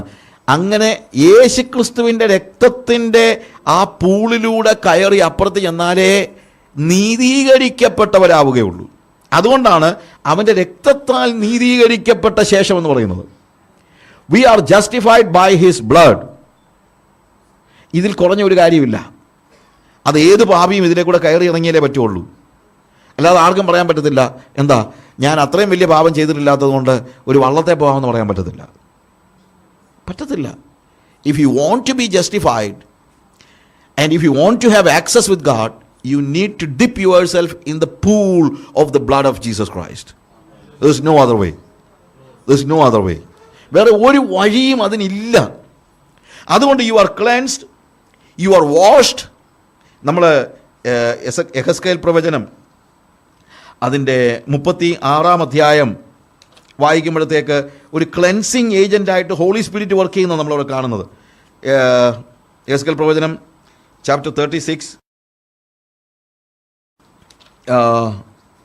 വേഴ്സ് 25 എന്നോട് പറയുന്നത്, ഞാൻ നിങ്ങളുടെ മേൽ നിർമ്മല ജലം തളിക്കും. നിർമ്മല ജലം തളിക്കും എന്നുള്ള വാക്ക് ശരിക്കും പറഞ്ഞു കഴിഞ്ഞാൽ കുറച്ചുകൂടെ തളിക്കും എന്നുള്ള വാക്കല്ല അവിടെ ഉപയോഗിച്ചിരിക്കുന്നത്. I will wash you with pure water. അല്ലെങ്കിൽ ഈ വാഷ് എന്നുള്ളത് നമ്മൾ ശരിക്കും ഈ കാറൊക്കെ കഴുകാൻ ഉപയോഗിക്കുന്നത് പോലെ എന്താണ്? വെള്ളം ശരിക്കും ഇത് ചെയ്യുമെന്നാണ് പറയുന്നത്. എന്താണ്? നിങ്ങളെ എന്താ ആ വാഷിംഗ് ഇസ് സ്പ്രിങ്കിൾ എന്ന് പറയുമ്പോൾ അത് ഇറ്റ്സ് നോട്ട് ജസ്റ്റ് ഒരു small kind of pouring water. Because ഇപ്പം നമ്മളിപ്പോൾ കാർ വാഷ് ചെയ്യണമെങ്കിൽ ഒരു കാര്യം ആലോചിച്ച് നോക്കിയാൽ, നമുക്കിപ്പം ഒരു ഒത്തിരി ചെളി പിടിച്ചിരിക്കുന്ന ഒരു കാർ വാഷ് ചെയ്യണമെങ്കിൽ കല്ലിട്ട് ഉടയ്ക്കാൻ പറ്റത്തില്ല. കല്ലിട്ട് ഉടച്ച് വേണമെങ്കിൽ എന്താ നമുക്ക് ചെളി കളയാൻ പറ്റും, പക്ഷേ അതിൻ്റെ കൂട്ടത്തിൽ എന്തോടെ പോവും? ആ പെയിൻ്റൂടെ പോവും. പക്ഷേ കർത്താവിൻ്റെ പരിപാടി അതല്ല. കർത്താവ് എന്ത് ചെയ്യാണ്? വെള്ളം, നിർമ്മല ജലം തളിക്കും. that says about the Holy Spirit. So the Spirit help you to be cleansed by God. The Holy Spirit cleanses you. പരിശുദ്ധാത്മാവ് ഒരു ക്ലെൻസിങ് ഏജൻ്റാണ്. പരിശുദ്ധാത്മാവ് നമുക്കങ്ങ് ഭയങ്കര ശക്തി തരുന്നത് മാത്രമേ നമുക്ക് അറിയത്തുള്ളൂ. പക്ഷേ ഹോളി സ്പിരിറ്റിൻ്റെ ഒരു പ്രത്യേകതയാണ് ഹി ക്ലെൻസസ്. അവൻ നമ്മളെ എന്ത് ചെയ്യുന്നു? അവൻ കഴുകുന്നു. നമ്മുടെ പാപങ്ങളെല്ലാം അവൻ കഴുകി ശുദ്ധീകരിക്കുന്നു. നിങ്ങളുടെ സകല മലിനതകളും, സകല എന്ന് പറയുമ്പോൾ അതിൻ്റെ അർത്ഥം എന്നറിയാമോ? മോളിലുള്ള പറ്റിപ്പിടിച്ചിരിക്കുന്ന ചെറിയ കാര്യങ്ങൾ മാത്രമൊന്നുമല്ല. എന്താണ്? അതിൻ്റെ ഡീപ്പ് വേയിൽ തന്നെയുള്ള സകല, അങ്ങനെയാണ് അവിടെ ഉപയോഗിച്ചിരിക്കുന്ന വാക്കതാണ് അല്ലേ? What is written there? നിങ്ങളുടെ സകല മലിനതകളെയും സകല വിഗ്രഹങ്ങളെയും നീക്കി നിങ്ങളെ നിർമ്മലീകരിക്കും. പ്രിയമുള്ളവരെ, ഇന്ന് നമുക്ക് ഇത് അത്രയ്ക്ക് അങ്ങോട്ട് വിശ്വാസം വന്നിട്ടില്ല. അതുകൊണ്ട് നമ്മളൊക്കെ ചിന്തിക്കുന്നത് അറിയാമോ? കർത്താവ് നമ്മളെ ശുദ്ധീകരിക്കും എന്ന് പറഞ്ഞാലും പിന്നെയും ചിലതൊക്കെ അതിനകത്ത് കിടക്കുമെന്ന്. അതുകൊണ്ട് ആൾക്കാർ പറയുന്നത്, എൻ്റെ ബ്രദറെ ഈ കോപം പോകത്തില്ല, എനിക്ക് വല്യപ്പന്മാർ തൊട്ടേ ഉള്ളതാ, ഇത് പോകത്തില്ലെന്ന്. ഇത് പോകത്തില്ലെന്ന് നിങ്ങൾ പറഞ്ഞാൽ പോകത്തില്ല. ബ്രദറെ ഇത് എല്ലാം അങ്ങ് മാറുമെന്നൊക്കെ പറഞ്ഞു കഴിഞ്ഞാൽ even believers do not believe. വിശ്വാസികൾ എന്ന് പറയുന്നവർ തന്നെ ഇന്ന് എന്ത് വിശ്വസിക്കുന്നില്ല? യേശുക്രിസ്തു നമ്മളെ ക്ലെൻസ് ചെയ്യുമ്പോൾ ടോട്ടൽ ക്ലെൻസിങ് നടക്കുമെന്ന് ഇന്ന് പല ആളുകളും വിശ്വസിക്കുന്നില്ല. തലയിൽ വിശ്വസിക്കുന്നുണ്ടായിരിക്കും, പക്ഷേ ആ ടോട്ടൽ ക്ലെൻസിങ് നടന്നില്ല എന്ന് പറഞ്ഞാൽ ആർക്കും ഒരു സങ്കടവും ഇല്ലല്ലോ. ഇനി നിങ്ങൾ സഭായോഗം കഴിഞ്ഞ് ഇറങ്ങിപ്പോകുമ്പോൾ അല്ലെങ്കിൽ സഭായോഗത്തിന് വന്നിരിക്കുമ്പോൾ കഴിഞ്ഞ ആഴ്ച നമ്മുടെ ജീവിതത്തിൽ സംഭവിച്ച മലിനതകളെ ഓർത്തിട്ട് ഒരു കരച്ചിൽ നമുക്കില്ലല്ലോ. നമ്മൾ ഇതിനെന്നറിയാമോ? കുറച്ചൊക്കെ ഞാൻ പണ്ടത്തെക്കാളൊക്കെ ഭേദമാണ് ബ്രദറെ എന്നാണ് പറയുന്നത്. അങ്ങനെ പണ്ടത്തെക്കാൾ ഭേദമാക്കുന്ന ഒന്നല്ല ക്രിസ്ത്യാനിത്വം. When you are in Christ you are a new creation. നിങ്ങൾ ക്രിസ്തുവിലാകുമ്പോൾ നിങ്ങളൊരു പുതിയ സൃഷ്ടിയാകുന്നു എന്നുള്ളതാണ് പ്രധാനപ്പെട്ട വിഷയം. It is not just a repainting, it is repenting. Some people think that repenting is repainting. ഇത് റീപെയിൻറ്റിംഗ് ഒന്നുമല്ല. നമ്മൾ ഈ പല വർക്ക്ഷോപ്പുകളിലും വണ്ടി ഒത്തിരി റസ്റ്റ് ഉണ്ടെങ്കിൽ, അല്ലെങ്കിൽ നമ്മൾ എന്താ പറയുന്നത്, പാച്ച് വർക്ക് ചെയ്യുമ്പോഴത്തേക്ക് അതിന് ഒത്തിരി തുരുമ്പ് പിടിച്ച് കഴിഞ്ഞാൽ ചിലവരെന്നറിയാമോ, അതിൻ്റെ മണ്ടയ്ക്കൂടെ പെയിൻറ്റ് ചെയ്തിങ്ങ് തരും. പക്ഷേ ഇതിനകത്ത് എന്തോ ഇരിപ്പുണ്ട്, ഈ തുരുമ്പെല്ലാം ഇരിപ്പുണ്ട്. തുരുമ്പിരിപ്പുണ്ടെങ്കിൽ എന്താ സംഭവിക്കുന്നത്? ആഫ്റ്റർ സം ടൈം എഗെയിൻ ഇത് തന്നെയാണ് സംഭവിക്കാൻ പോകുന്നത്. എന്ന് പറയുന്നത് പോലെ സഭായോഗത്തിലോ മീറ്റിങ്ങിലോ വന്നിരുന്ന് ഒന്ന് പാട്ടുപാടി ആരാധിച്ച് കയ്യുമൊക്കെ ഒരു എക്സസൈസൊക്കെ കഴിഞ്ഞിട്ട് തിരിച്ചു പോകുമ്പോഴത്തേക്ക് ആളുകളുടെ ചിന്ത ദിസ് ഇസ് ഇനഫ് എന്നാണ്. പക്ഷേ കർത്താവ് നിങ്ങളെ നിർമ്മലീകരിക്കുന്നത് എങ്ങനെയാണ്? നിങ്ങളുടെ സകല മലിനതകളെയും, ഓൾ യുവർ ഇനിക്വിറ്റീസ്. ഇത് പെന്തിക്കോസ്ത് സഭകളിൽ പഠിപ്പിക്കണം പ്രിയമുള്ളവരെ. സമ്പൂർണമായ ശുദ്ധീകരണം ദൈവത്തിൻ്റെ പദ്ധതിയാണെന്ന് പഠിപ്പിക്കാത്ത പെന്തിക്കോസ്ത് സഭ, I am sorry for it. നമ്മളങ്ങ് മനസ്സിലാക്കി വെച്ചിരിക്കുകയാണ്. നമ്മൾ ചിന്തിച്ചിരിക്കുന്നത് ഇത്രയൊക്കെ പറ്റുള്ളൂ, ഇത്രേ പറ്റുള്ളൂ, നമ്മളങ്ങ് രജിസ്റ്റർ ചെയ്ത് വെച്ചിരിക്കുകയാണ്. Am I right? ഞാൻ പറയുന്നത് ശരിയാണോ? നിങ്ങളിതിനൊന്ന് ആലോചിച്ച് നോക്കിയേ. അതായത് പൂർണ്ണമായും പാപത്തിൽ നിന്നുള്ളൊരു വിടുതൽ കിട്ടുമെന്ന് ഇന്ന് ആരെങ്കിലും പറഞ്ഞാൽ ഇവൻ കൾട്ട് ഗ്രൂപ്പിലാണെന്ന് പറയും. കർത്താവ് നമ്മുടെ സകല മലിനതകളും പോക്കുമെന്ന് ഞാൻ പ്രസംഗിച്ചാൽ പറയും, ഇയാളിപ്പം ഏതാണ്ട് കൾട്ട് ഗ്രൂപ്പിൽ എങ്ങാണ്ടാണ്. കാര്യം ഇപ്പോൾ ആകെപ്പാടെ വിശുദ്ധി പ്രസംഗിക്കുന്നത് കൾട്ട് ഗ്രൂപ്പുകാരനേ ഉള്ളൂ. പെന്തിക്കോസ്തുകാരൻ പണ്ട് പ്രസംഗിക്കുമായിരുന്നു. പക്ഷേ ഇപ്പോൾ ആരാണ്? ഈ കൾട്ട് ഗ്രൂപ്പുകളിൽ പെട്ടവരേ ഉള്ളൂ. എന്താണ്? ഹോളിനെസ് പ്രസംഗിക്കുന്നത്. ഇന്നിപ്പോൾ ഹോളിനെസ് പ്രസംഗിച്ച് കഴിഞ്ഞാൽ ഉടനെ ഇവൻ കൾട്ട് ഗ്രൂപ്പിലാണെന്ന് പറയും. വന്ന് എന്ത് പ്രസംഗിച്ച് കഴിഞ്ഞാലും എനിക്ക് വേണ്ടിയാണെന്ന് ആരും ഏറ്റെടുക്കത്തില്ല. ഞാനൊരിക്കൽ ഇന്ത്യക്ക് പുറത്തുള്ളൊരു ചർച്ചിൽ, ഒരു മലയാളി ചർച്ച, അവിടെ പാസ്റ്ററിലായിരുന്ന സമയത്ത് പാസ്റ്റർ എന്നെ സഭായോഗം ഏൽപ്പിച്ചിട്ട് പോയി. സഭായോഗത്തിന് ഞാൻ പ്രസംഗിച്ചത് ക്രിസ്ത്യൻ കമ്മിറ്റ്മെൻറ്റാണ്. കമ്മിറ്റ്മെൻറ്റിനെ കുറിച്ചൊക്കെ പ്രസംഗിച്ച് കഴിഞ്ഞ് അവസാനം ഒരു അച്ചായൻ പ്രാർത്ഥിച്ച് അവസാനിപ്പിച്ചു. കർത്താവെ, സുവിശേഷ വേലക്കാർക്ക് വേണ്ടി നീ നൽകിയ സന്ദേശത്തിനായി ഞങ്ങൾ നിനക്ക് സ്തോത്രം ചെയ്യുന്നു. അതായത് അവിടെയുള്ളവർക്ക് വേണ്ടിയല്ല, ആർക്ക്? സുവിശേഷ വേലക്കാർക്ക് വേണ്ടി നിന്റെ ദാസൻ നൽകിയ സന്ദേശത്തിനായി ഞങ്ങൾ നിനക്ക് സ്തോത്രം ചെയ്യുന്നു. സഭായോഗത്തിനാണ്. അന്ന് അവിടുത്തെ പാസ്റ്റർ പോലും അവിടെ ഇല്ല. ഞാനേ ഉള്ള ആകെപ്പാടെ അവിടെ ഒരു ഫുൾ ടൈം മിനിസ്റ്റർ. അപ്പോൾ ഞാൻ പ്രസംഗിച്ച് എന്നോട് തന്നെ ആയി പോകുമല്ലോ. ഒന്ന് ആലോചിച്ച് നോക്കിയേ. കാര്യം എന്താണെന്ന് വെച്ച് കഴിഞ്ഞാൽ ഇതൊന്ന് കമ്മിറ്റ്മെൻറ്റ് അങ്ങനൊന്നും നടക്കത്തില്ല ബ്രദറെ. എന്നാ വിശ്വാസിയായിട്ട് ജീവിക്കുമ്പോൾ നമ്മൾ പറയുന്നത് ജഡത്തിലല്ലയോ ബ്രദറെ ജീവിക്കുന്നത്, ജഡത്തിലല്ലയോ. നമ്മൾ സ്ഥിരം ഉപയോഗിക്കുന്ന വാക്കാണ് ജഡത്തിലല്ലയോ ബ്രദറെ ജീവിക്കുന്നതെന്ന്. ജഡത്തിലാ. പക്ഷേ ഈ ജഡത്തിലാണ് യേശു ക്രിസ്തു ജീവിച്ചതെന്ന് നിങ്ങൾ മനസ്സിലാക്കണം. ഈ ജഡത്തിലാണ് യേശു ക്രിസ്തു ജീവിച്ചതെന്നുള്ളത് നിങ്ങൾ മനസ്സിലാക്കണം. So God wants you to live a holy life. അത് നിങ്ങളൊന്ന് മനസ്സിലാക്ക്. അതുകൊണ്ടാണ് അവൻ കഴുകുമ്പോൾ എന്താണ്? നിങ്ങളെ സകല മലിനതകളെയും പോക്കി നിങ്ങളെ ശുദ്ധീകരിക്കും. ശുദ്ധീകരിക്കുമെന്ന് പറയുമ്പോഴത്തേക്ക് ഇറ്റ് ഈസ് നോട്ട് ജസ്റ്റ്, നമ്മളിപ്പോൾ യോഹന്നാൻ്റെ ലേഖനം അതിൻ്റെ 1-ാം അധ്യായത്തിൻ്റെ 7-ാം വാക്യത്തിൽ ഇങ്ങനെ കാണുന്നു. നോക്കുക, ഇവിടുത്തെ ആ ഉപയോഗിച്ചിരിക്കുന്ന വാക്കുകളുടെ പ്രത്യേകതയാണ്. 8-ാമത്തെ വാക്യം നമ്മൾ കാണുന്നു, നമുക്ക് പാപം. 7-ാമത്തെ വാക്യം നമ്മൾ കാണുന്നു, അവൻ വെളിച്ചത്തിലിരിക്കുന്നത് പോലെ നാം വെളിച്ചത്തിലിരിക്കും നടക്കുന്നുവെങ്കിൽ നമുക്ക് തമ്മിൽ കൂട്ടായ്മയുണ്ട്. അവൻ്റെ പുത്രനായ യേശുവിൻ്റെ രക്തം സകല പാപവും പോക്കി നമ്മെ ശുദ്ധീകരിക്കുന്നു. ആ പോക്കി എന്നുള്ള വാക്കാണ് ഞാൻ എംഫസൈസ് ചെയ്യുന്നത്. അതേ വാക്യം തന്നെ താഴെ പറയുന്നത് എന്താണ്? അവൻ നമ്മുടെ പാപങ്ങളെ ഏറ്റുപറയുന്നുവെങ്കിൽ അവൻ നമ്മുടെ പാപങ്ങളെ ക്ഷമിച്ച് സകല അനീതിയും പോക്കി നമ്മെ ശുദ്ധീകരിപ്പാൻ തക്കവണ്ണം വിശ്വസ്തൻ. അതായത് ഫോർഗിവ്നെസ് ഓഫ് സിൻ എന്നുള്ളതല്ല ഇവിടുത്തെ വിഷയം. പാപക്ഷമ എന്ന് പറയുന്നതല്ല ഇവിടുത്തെ വിഷയം. പാപങ്ങളെ പോക്കുക എന്നുള്ളതാണ് ഇവിടുത്തെ വിഷയം. യേശുക്രിസ്തു ഭൂമിയിലേക്ക് വന്നത് പാപങ്ങളെ ക്ഷമിക്കാനാണെന്ന് നമുക്കെല്ലാവർക്കും അറിയാം. പക്ഷേ പാപങ്ങളെ ക്ഷമിക്കാൻ വേണ്ടി മാത്രമല്ല യേശുക്രിസ്തു ഭൂമിയിലേക്ക് വന്നത്. അവൻ അവരെ അവരുടെ പാപങ്ങളിൽ നിന്ന് വിടിവിപ്പാനിരിക്ക കൊണ്ട് അവൻ യേശു എന്ന് പേരിടണമെന്നാണ്. അല്ലാതെ അവൻ അവരെ അവരുടെ പാപങ്ങളിൽ നിന്ന് ക്ഷമിക്കാനിരിക്കുന്നത് കൊണ്ടല്ല, വിടിവിപ്പാനിരിക്കുന്നത് കൊണ്ട്. പെന്റിക്കോസ്റ്റൽസ് എംഫസൈസ് ചെയ്യേണ്ടതായ, പെന്റിക്കോസ്റ്റൽസ് പാപമോചനത്തിന് ഒത്തിരി എംഫസൈസ് ചെയ്യുന്നുണ്ട്. അത് കൾട്ട് ഗ്രൂപ്പുകളും ചെയ്യുന്നുണ്ട്. ഇപ്പോൾ ഇറങ്ങിയിട്ടുണ്ട് ഗ്രേസ് പ്രീച്ചേഴ്സ് എന്നാ പറയുന്നറിയാമോ? God's grace is above all your sins. Your sins cannot hinder the grace of God. അതുകൊണ്ട് പാപം ചെയ്താലും കുഴപ്പമില്ല. എന്താണ്? കർത്താവിൻ്റെ കൃപ ഇങ്ങ് ഒഴുകി താഴോട്ട് വന്നോളും. അത് നമ്മുടെ പാപങ്ങളെല്ലാം മോചിച്ചു തരും. പ്രിയമുള്ളവരെ, പാപങ്ങൾ മോചിക്കുക എന്ന് പറയുന്നതും പാപങ്ങൾ പോക്കുക എന്ന് പറയുന്നതും രണ്ടും രണ്ടാണ്. നമ്മളെല്ലാം പഠിപ്പിക്കുന്നത് പാപമോചനമേ ഉള്ളൂ. പെന്തിക്കോസുകാരൻ എന്ന് പഠിപ്പിക്കുന്ന അത്രേ ഉള്ളൂ, പാപമോചനം. അത് സഭായോഗത്തിനും അത്രേ ഉള്ളൂ. അതുകൊണ്ട് എന്താണെന്നറിയാമോ, എല്ലാ ദിവസവും വൈകുന്നേരം നമ്മൾ എന്നിട്ട് എന്ത് പറയും? കർത്താവേ, ഇന്ന് ഒത്തിരി പാപം ചെയ്തു, കർത്താവ് ക്ഷമിക്കണേ കർത്താവേ. എന്തിനാ? നാളെ ചെയ്യാനാ, അല്ലാതെ വേറെ ഒന്നിനുമല്ല. പിറ്റേ ദിവസവും വൈകുന്നേരം പറയും, കർത്താവേ, ഇന്ന് ഒത്തിരി പാപം ചെയ്തു, കർത്താവ് ക്ഷമിക്കണേ കർത്താവേ. എന്നും പാപം ക്ഷമിക്കണേ എന്ന് പറഞ്ഞുകൊണ്ടിരിക്കുന്ന ജീവിതം എന്ന് പറയുന്നത് ഒരു വിജയകരമായ ക്രിസ്തീയ ജീവിതമല്ല. നിന്റെ പാപങ്ങളെ ക്ഷമിക്കാൻ മാത്രമല്ല കർത്താവ് വന്നത്, നിന്റെ പാപങ്ങളെ പോക്കുവാനാണ് കർത്താവ് വന്നത്.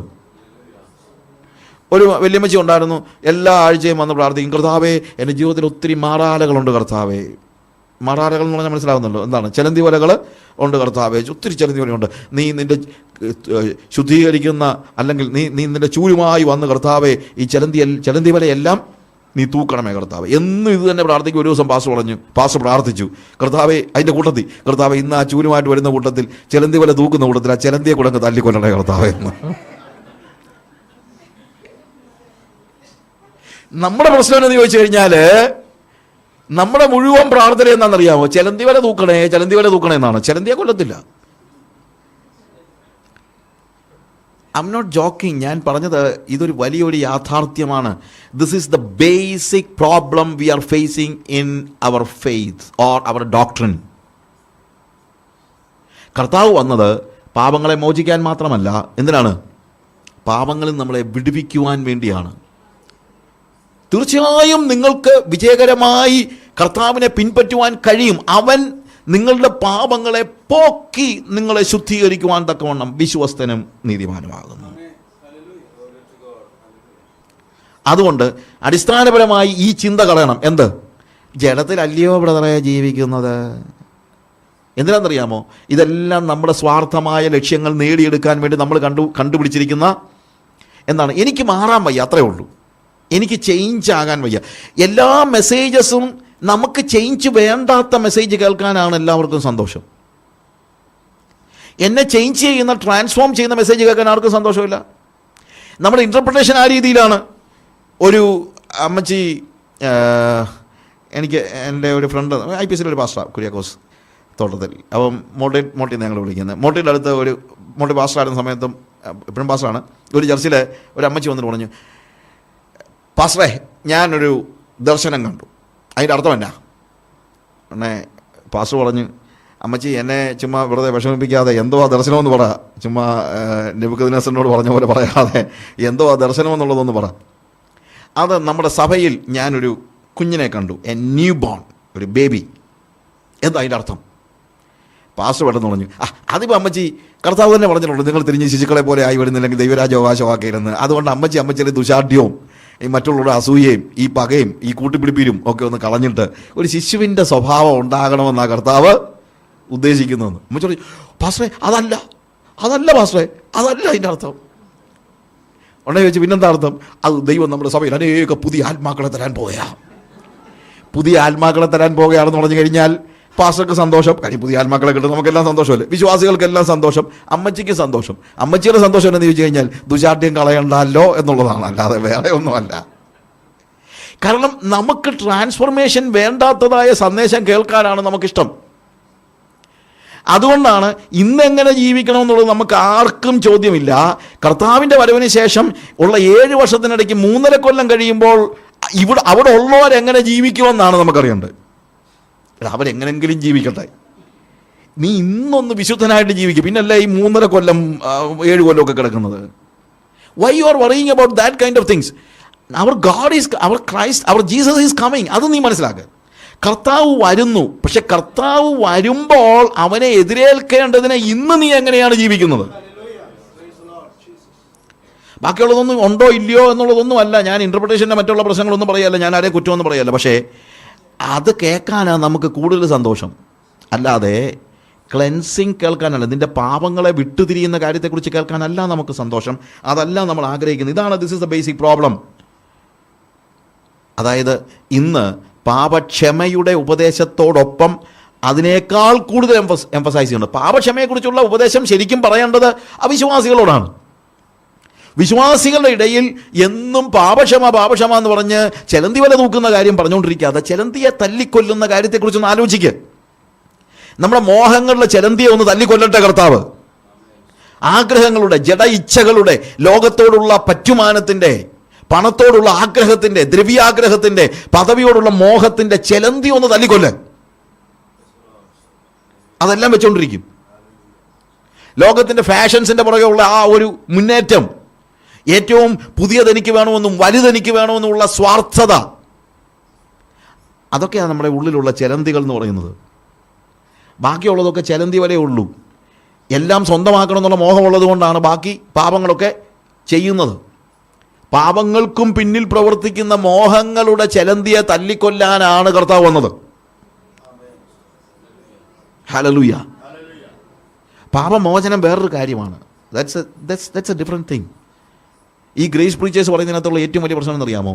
പാപമോചനം ദൈവത്തിൻ്റെ ഗ്രേസ് അല്ല, ദൈവത്തിൻ്റെ മേഴ്സിയാണ്. അടിസ്ഥാനപരമായി ഈ ഗ്രേസ് പ്രീച്ചേഴ്സ്, ഞാനിത് പറയാൻ കാര്യം എന്ന് വെച്ച് കഴിഞ്ഞാൽ, ആഫ്രിക്കയെ വെച്ചാണ് ഞാൻ ഇവരെക്കുറിച്ച് ആദ്യം കേൾക്കുന്നത്. ഞാൻ എന്ത് അവിടെയൊക്കെ കാണത്തുള്ളായിരിക്കും ഒന്ന്. കേരളത്തിൽ വന്നപ്പോൾ കേരളത്തിൽ മുഴുവൻ ഇതാണ് ഗ്രേസ് പ്രീച്ചേഴ്സ്. ദൈവത്തിൻ്റെ കൃപ നിങ്ങളുടെ പാപങ്ങളെക്കാൾ വലുതാണ്, അതുകൊണ്ട് പാപം ചെയ്തെന്ന് വെച്ചുകൊണ്ട് നിങ്ങളുടെ മേലുള്ള ദൈവകൃപ തീർന്നു പോകത്തില്ലെന്ന്. എന്തൊരു സൗകര്യമാണ്! ദൈവകൃപ എന്ന് പറയുന്നതും ദൈവത്തിൻ്റെ കരുണ എന്ന് പറയുന്നത് രണ്ടാണ്. ദൈവത്തിൻ്റെ കരുണ എന്തിനു വേണ്ടിയാണെന്നറിയാമോ? നിങ്ങളുടെ പാപങ്ങൾ മോചിക്കാൻ. നമ്മുടെ പാപങ്ങളെ കർത്താവ് മോചിച്ചത് അവൻ്റെ കരുണയാണ്, അവൻ്റെ കൃപയല്ല, അവൻ്റെ കരുണയാണ്. എന്താണ് ദൈവകൃപ? പാപം ചെയ്യാതെ ജീവിക്കാൻ നിനക്ക് നൽകുന്ന ദൈവശക്തിയാണ് കൃപ. കൃപ പാപക്ഷമയല്ല, പാപത്തിനുള്ള വിടുതലാണ് നൽകുന്നത്. പാപക്ഷമ നൽകുന്നത് എന്താണ്? ഇറ്റ് ഈസ് ഗോഡ്സ് മേഴ്സി, അവൻ്റെ കരുണയാണ്. അതുകൊണ്ടാണ് പരീശനും ചുങ്കക്കാരനും ഉള്ള ഉപമയിൽ ചുങ്കക്കാരൻ പ്രാർത്ഥിക്കുന്നത്, കർത്താവെ, പാപിയായ എന്നോട് കരുണ കാണിക്കണമെന്നാണ്. നമ്മുടെ പാപമോചനത്തിന് ദൈവത്തിൻ്റെ കരുണ ആവശ്യമാണ്. പാപം ചെയ്യാതെ ജീവിക്കാൻ ദൈവത്തിൻ്റെ കൃപ ആവശ്യമാണ്. അതുകൊണ്ട് കൃപയുടെ പ്രവാചകന്മാരെന്ന് പറയുന്നവരാരും ശരിക്കും പറഞ്ഞു കഴിഞ്ഞാൽ കൃപയുടെ പ്രവാചകന്മാരല്ല. അവൻ നമുക്ക് പാപത്തിൽ നിന്ന് സ്വാതന്ത്ര്യം നൽകിയിരിക്കുന്നു. I have a lot of things to say about it, but I don't have time. I just rush forward. ഞാൻ കുറച്ചുകൂടെ മുമ്പോട്ട് പോകട്ടെ. അപ്പോൾ ഇവിടെ അന്യായം ചെയ്തവനോട് പോൾ പറയുന്നു, you are not going to heaven. അന്യായം ചെയ്യുന്നവൻ ദൈവരാജ്യം അവകാശമാക്കുകയില്ല. അത് തീർത്തു പറഞ്ഞിരിക്കുകയാണ്. അന്യായം ചെയ്യുന്നവൻ ദൈവരാജ്യം അവകാശമാക്കുകയില്ല. That is finished. കേസ് കൊടുക്കുന്നവൻ ദൈവരാജ്യം അവകാശമാക്കിയില്ലയോ എന്നുള്ളതല്ല കാര്യം. ഇവൻ ചെയ്യുന്നത് അന്യായമല്ല, അവൻ ന്യായമായ കാര്യമാണ് ചെയ്യുന്നത്. ലോകത്തിൻ്റെ മുമ്പിൽ ന്യായമായ കാര്യമാണ് ചെയ്യുന്നത്. അവിടെയാണ് പോൾ 12-ാമത്തെ വാക്യത്തിൽ പറയുന്നത്, സകലത്തിനും എനിക്ക് കർത്തവ്യമുണ്ടെങ്കിലും സകലതും പ്രയോജനമുള്ളതല്ല. സകലത്തിനും എനിക്ക് കർത്തവ്യമുണ്ടെങ്കിലും ഞാൻ യാതൊന്നിനും അധീനനാവുകയില്ല. കർത്തവ്യമുണ്ട് എന്ന് പറയുന്ന വാക്ക്, everything is lawful but everything is not profitable. Everything is lawful. If you ask, it is lawful. ചോദിച്ചാൽ ഇത് നിയമപരമാണോ എന്ന് ചോദിച്ചാൽ അത് ശരിയാണ്. പക്ഷേ നിയമപരമായതെല്ലാം ഞാൻ ചെയ്യത്തില്ല. ഞാൻ നോക്കുന്നത് നിയമപരമാണോ, ഒരു കാര്യം നിയമപരമാണോ എന്നുള്ളതല്ല ഞാൻ നോക്കുന്നത് അത് പ്രയോജനകരമാണോ എന്നാണ്. ഇതും നമ്മൾ പഠിക്കേണ്ടതായ വലിയ ഒരു യാഥാർത്ഥ്യമാണ്. അതായത് നമുക്കൊക്കെ ഒരു പ്രശ്നമെന്ന് പറഞ്ഞു കഴിഞ്ഞാൽ, നിയമപരമാണെങ്കിൽ എന്തും ചെയ്യാമെന്നാണ് നമ്മുടെ ചിന്ത. ഞാൻ മൊസാംബിക്കിൽ അവിടുത്തെ ചർച്ച് ഓഫ് നാസറിൻ സഭകളുമായിട്ട് എനിക്ക് നല്ല റിലേഷൻ ഉണ്ടായിരുന്നു, ഈവൻ നാവ്. പക്ഷേ ഐ ഡോണ്ട് ഹാവ് ടൈം. ഞാനിപ്പോൾ അസംബ്ലീസ് ഓഫ് ഗോഡിൻ്റെ അവിടുത്തെ പാസ്റ്റേഴ്സിനെ ട്രെയിൻ ചെയ്യുകയാണ് കൂടുതലും ചെയ്യുന്നത്. ചർച്ച് ഓഫ് നാസറിൻകാർ എപ്പോഴും എന്നെ വിളിക്കുന്നുണ്ട്, but I don't get time. Church of നാസറിലെ ഒരു പാസ്റ്റർ അവിടുന്ന് സഭ പൊട്ടിച്ചുകൊണ്ട് വേറെ സഭ ഉണ്ടാക്കി. അപ്പം എനിക്കറിയാവുന്ന ആളായതുകൊണ്ട് അവരുടെ സ്റ്റേറ്റ് ലീഡർ എന്നെ വിളിച്ചിട്ട് പറഞ്ഞു, Saju will talk to him. ഞാൻ സമ്മതിച്ചു. ഞാനും കൂടെ കാര്യം അയാൾ ആ ഫ്രണ്ട്ഷിപ്പിൻ്റെ പേരിൽ ഞാനവിടെ ചെന്നു. അവിടെ ചെന്ന് കഴിഞ്ഞാൽ അയാളുടെ പേര് അറ്റീസ് എന്നാണ്. ഞാൻ അയാളോട് ചോദിച്ചു, അറ്റീസ് നീ എന്താ ഈ ചെയ്തത്? നീ എന്താ ഈ സഭ പൊട്ടിച്ച് ഇങ്ങനൊരു കാര്യം ചെയ്തത്? കരഞ്ഞോണ്ടാണ് ചോദിക്കുന്നത്. എന്ന് വെച്ച് കഴിഞ്ഞാൽ മീൻസ് നോട്ട് വിത്ത് എൻ്റെ കണ്ണിൽ നിന്ന് കണ്ണുനീർ വന്നെന്നുള്ളതല്ല, but with all my heart I was asking him why you did it. അവൻ ചോദിച്ച ചോദ്യം എന്ന് പറയും, this is Mozambique, this is a free country, anyone can start a church.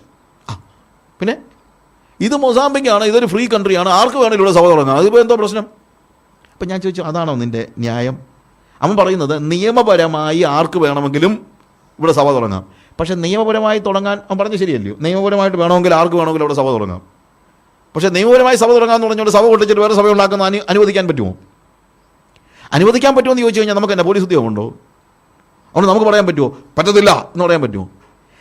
ചോദിച്ചാൽ നിയമപരമായിരിക്കാം, പക്ഷേ അത് ദൈവസഭയെ തകർത്ത് കളയുന്നതാണ്. നമ്മളെപ്പോഴും ആലോചിക്കേണ്ടത് ഇത് നിയമപരമാണോ എന്നുള്ളതല്ല, ഇത് ദൈവസഭയ്ക്ക് പ്രയോജനകരമാണോ എന്നുള്ളതാണ്. അപ്പോൾ ഫസ്റ്റ് കൊരിന്ത്യൻസ് ചാപ്റ്റർ 10:23 വായിക്കുന്ന കാര്യം ഇതേപോലെ തന്നെയാണ്. എവറിതിങ്, സകലത്തിന് വേണ്ടി കർത്തവ്യമുണ്ട് എങ്കിലും സകലത്തിന് പ്രയോജനമുള്ളതല്ല, സകലത്തിന് വേണ്ടി കർത്തവ്യമുണ്ട് എങ്കിലും എല്ലാം ബിൽഡപ്പ് ചെയ്യുന്നില്ല, എല്ലാം ആത്മിക വർധന വരുത്തുന്നില്ല. Everything is lawful, but everything is not profitable. Everything is lawful, but everything doesn't build up. So if you are a true Christian, your question is something different. Whether it is lawful or not, it is not a big matter at all. Does it build up? അതാണ് ചോദ്യം. ഇത് സഭയെ, ദൈവരാജ്യത്തെ build ചെയ്യുന്നുണ്ടോ? Build ചെയ്യുന്നില്ലെങ്കിൽ, നിയമപരമാണെങ്കിൽ പോലും ഞാനത് ചെയ്യത്തില്ല. നമ്മുടെ ഒരു വലിയ പ്രശ്നം എന്നറിയാമോ? നമ്മൾ ഈ നിയമത്തിൻ്റെ ആൾക്കാരാണ്. അതുകൊണ്ട് നമ്മൾ പറയുന്നത്, ഇപ്പോൾ എന്തെങ്കിലും സഭയിൽ വഴക്കുണ്ടാക്കി കഴിഞ്ഞിട്ട് പറയുന്നത്, ബ്രദറെ ഞാൻ പറഞ്ഞതിനകത്ത് എന്തെങ്കിലും തെറ്റുണ്ടെങ്കിൽ ബ്രദർ പറ, ഞാൻ ക്ഷമ ചോദിക്കാൻ പറ്റോ? തെറ്റുണ്ടെങ്കിൽ ബ്രദർ പറ. ഇല്ലെന്നേ, നിങ്ങൾ പറഞ്ഞതിനകത്തൊരു തെറ്റുമില്ല, നിങ്ങൾ പറഞ്ഞ നോക്കാൻ ന്യായമാണ്, പക്ഷേ സഹോദരൻ സഭ വിട്ടുപോയി. ഇവിടെ നേരത്തെ പറയുകയാണല്ലോ, the surgery was a success but the patient ആയിട്ടെന്ന് പറയുന്നുണ്ട്. ഇതാ നിങ്ങളുടെ നിയമബോധം കൊണ്ടുണ്ടായിട്ടുള്ള ഗുണമെന്നറിയാമോ? നിൻ്റെ സഹോദരൻ മുറിവേറ്റ് പോയി, നഷ്ടം അതാണ്.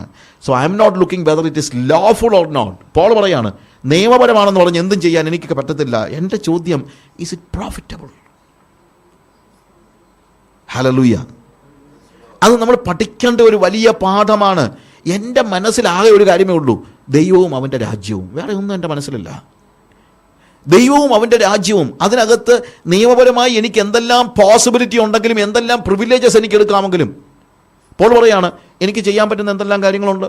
ഞാനിപ്പോൾ പോൾ പറയുന്നത് എൻ്റെ കുടുംബത്തെ കൊണ്ടോ അല്ലെങ്കിൽ ഞാൻ നിങ്ങളിൽ നിന്ന് പണം വാങ്ങിച്ചാലൊന്നും അത് it is not against the law. അല്ലേ? എനിക്കും വേണമെങ്കിൽ അങ്ങനെയൊക്കെ ജീവിക്കാം, എനിക്കും വേണമെങ്കിൽ പണം ധാരാളമായിട്ട് സ്പെൻഡ് ചെയ്യാം, എനിക്കും വേണമെങ്കിൽ അത് ചെയ്യാം. പക്ഷെ ഞാനത് ചെയ്തില്ല. എന്തുകൊണ്ട് ചെയ്തില്ല? എനിക്ക് എൻ്റെ പ്രിവിലേജസ് ഞാൻ വിട്ടുകളഞ്ഞു. പ്രിയമുള്ളവരെ, ഒരു യഥാർത്ഥ ക്രിസ്ത്യാനി അവൻ്റെ പ്രിവിലേജസ് വിട്ടുകളയുന്നവനാണ്. അല്ലാതെ എല്ലാ പ്രിവിലേജസും എടുക്കുന്നവനല്ല. നമ്മൾ ഈ ഒരു ഓട്ടോറിക്ഷായി കയറി കഴിഞ്ഞാലും നമ്മുടെ വീടിൻ്റെ പടിക്ക് നമ്മുടെ മുറിക്കകത്തോട്ട് അത് കയറ്റാൻ പറ്റുമെന്ന് നമ്മൾ നോക്കത്തുള്ളല്ലോ. എന്ന് വെച്ച് കഴിഞ്ഞാൽ മാക്സിമം യൂട്ടിലൈസേഷൻ എന്ന് പറയുന്ന ഒരു ഇതുണ്ടല്ലോ എക്കണോമിക്സിനകത്ത്, എന്താണ് മാക്സിമം യൂട്ടിലൈസേഷൻ. ഇത് നമ്മുടെ മനസ്സിൽ കയറി കിടക്കുന്നതുകൊണ്ട് എത്രയും സുഖങ്ങൾ അനുഭവിക്കാൻ പറ്റുമോ അതെല്ലാം അനുഭവിക്കാനാണ് നമ്മൾ നോക്കുന്നത്. പ്രിവിലേജസിന് വേണ്ടിയുള്ള ഈ മോഹം എന്ന് പറയുന്നത് ബിബ്ലിക്കൽ അല്ല. അത് നിങ്ങൾ മനസ്സിലാക്കണം. മറ്റുള്ളവരുടെ ബെനിഫിറ്റിന് വേണ്ടിയാണ് നമ്മൾ ജീവിക്കുന്നത്. We are living for others and we need to live for others. മറ്റുള്ളവരുടെ ചിലപ്പം ഇപ്പം ഞാൻ ഐ വാസ് ടോക്കിംഗ് അബൌട്ട്, ഞാൻ എൻ്റെ മെസ്സേജസിനകത്ത് പലപ്പോഴും ഉള്ള പല കാര്യങ്ങൾ ഞാൻ ഇതിനകത്ത് പലപ്പോഴും റിപ്പീറ്റ് ചെയ്യുന്നുണ്ട്. ഇപ്പം I was talking about Abraham and ലോത്തിൻ്റെയും എബ്രഹാമിൻ്റെയും കാര്യം ആലോചിച്ച് നോക്കി. ലോത്തിൻ്റെ ആൾക്കാരും എബ്രഹാമിൻ്റെ ഇടയന്മാരും തമ്മിൽ ബഹളം അല്ലെങ്കിൽ സ്ട്രൈഫ് ചണ്ട ഉണ്ടായി കഴിഞ്ഞപ്പോഴത്തേക്ക് അബ്രഹാമിന് വേണമെങ്കിൽ പറയാവുന്ന വളരെ വളരെ നന്നായിട്ട് പറയാൻ പറ്റുന്നൊരു കാര്യമുണ്ട്. ലോത്തെ, മോനെ, അപ്പനില്ലാത്ത ഇളക്കനാണല്ലോ എന്ന് വെച്ചുകൊണ്ട് ഞാൻ നിന്നെ വിളിച്ചുകൊണ്ട് വന്നതാ, പക്ഷേ ഈ വഴക്കുണ്ടാക്കുന്ന ശരിയായ ഒരു കാര്യമല്ല. പിന്നെ ഞാൻ നിന്നെ പിടിച്ചു വെക്കുന്നൊന്നുമില്ല, നിനക്ക് പോകണമെങ്കിൽ പൊക്കോ, ഞാൻ നിന്നെ വെറുതെ വിട്ടെന്ന് വേണ്ട, ഞാൻ നിനക്ക് എന്തെങ്കിലും തന്നേ വിടത്തുള്ളൂ. വേണമെങ്കിൽ അബ്രഹാമിന് ഒരു പോർഷൻ എന്തെങ്കിലും കൊടുത്തു വിടാമായിരുന്നു ലോത്തിന്. അങ്ങനെ കൊടുത്തു വിട്ടെന്ന് പറഞ്ഞാൽ അത് വലിയ തെറ്റൊന്നുമല്ല. കാര്യം അബ്രഹാം അവൻ്റെ അങ്കിളാണ് എന്ന് തന്നെയല്ല, അബ്രഹാമിൻ്റെ കൂടി അവൻ പോകുന്നെന്നുള്ളതേ ഉള്ളൂ. അവനൊന്നും ഡിമാൻഡ് ചെയ്യാനില്ല. പക്ഷെ അബ്രഹാം പറഞ്ഞതെന്നറിയാമോ? ദേശമെല്ലാം നിൻ്റെ മുമ്പിലിരിക്കുന്നല്ലോ എന്ന്. ഞാൻ നിനക്ക് എന്തെങ്കിലും തന്നേക്കാമെന്ന് പറയുന്നതല്ല, ദേശമെല്ലാം നിൻ്റെ മുമ്പിലിരിക്കുന്നല്ലോ എന്ന്. അതാണ് ആത്മീയത. ചൂസ് ചെയ്യാനുള്ള അവകാശം വിട്ടുകളയുന്നതാണ് സ്പിരിച്വാലിറ്റി.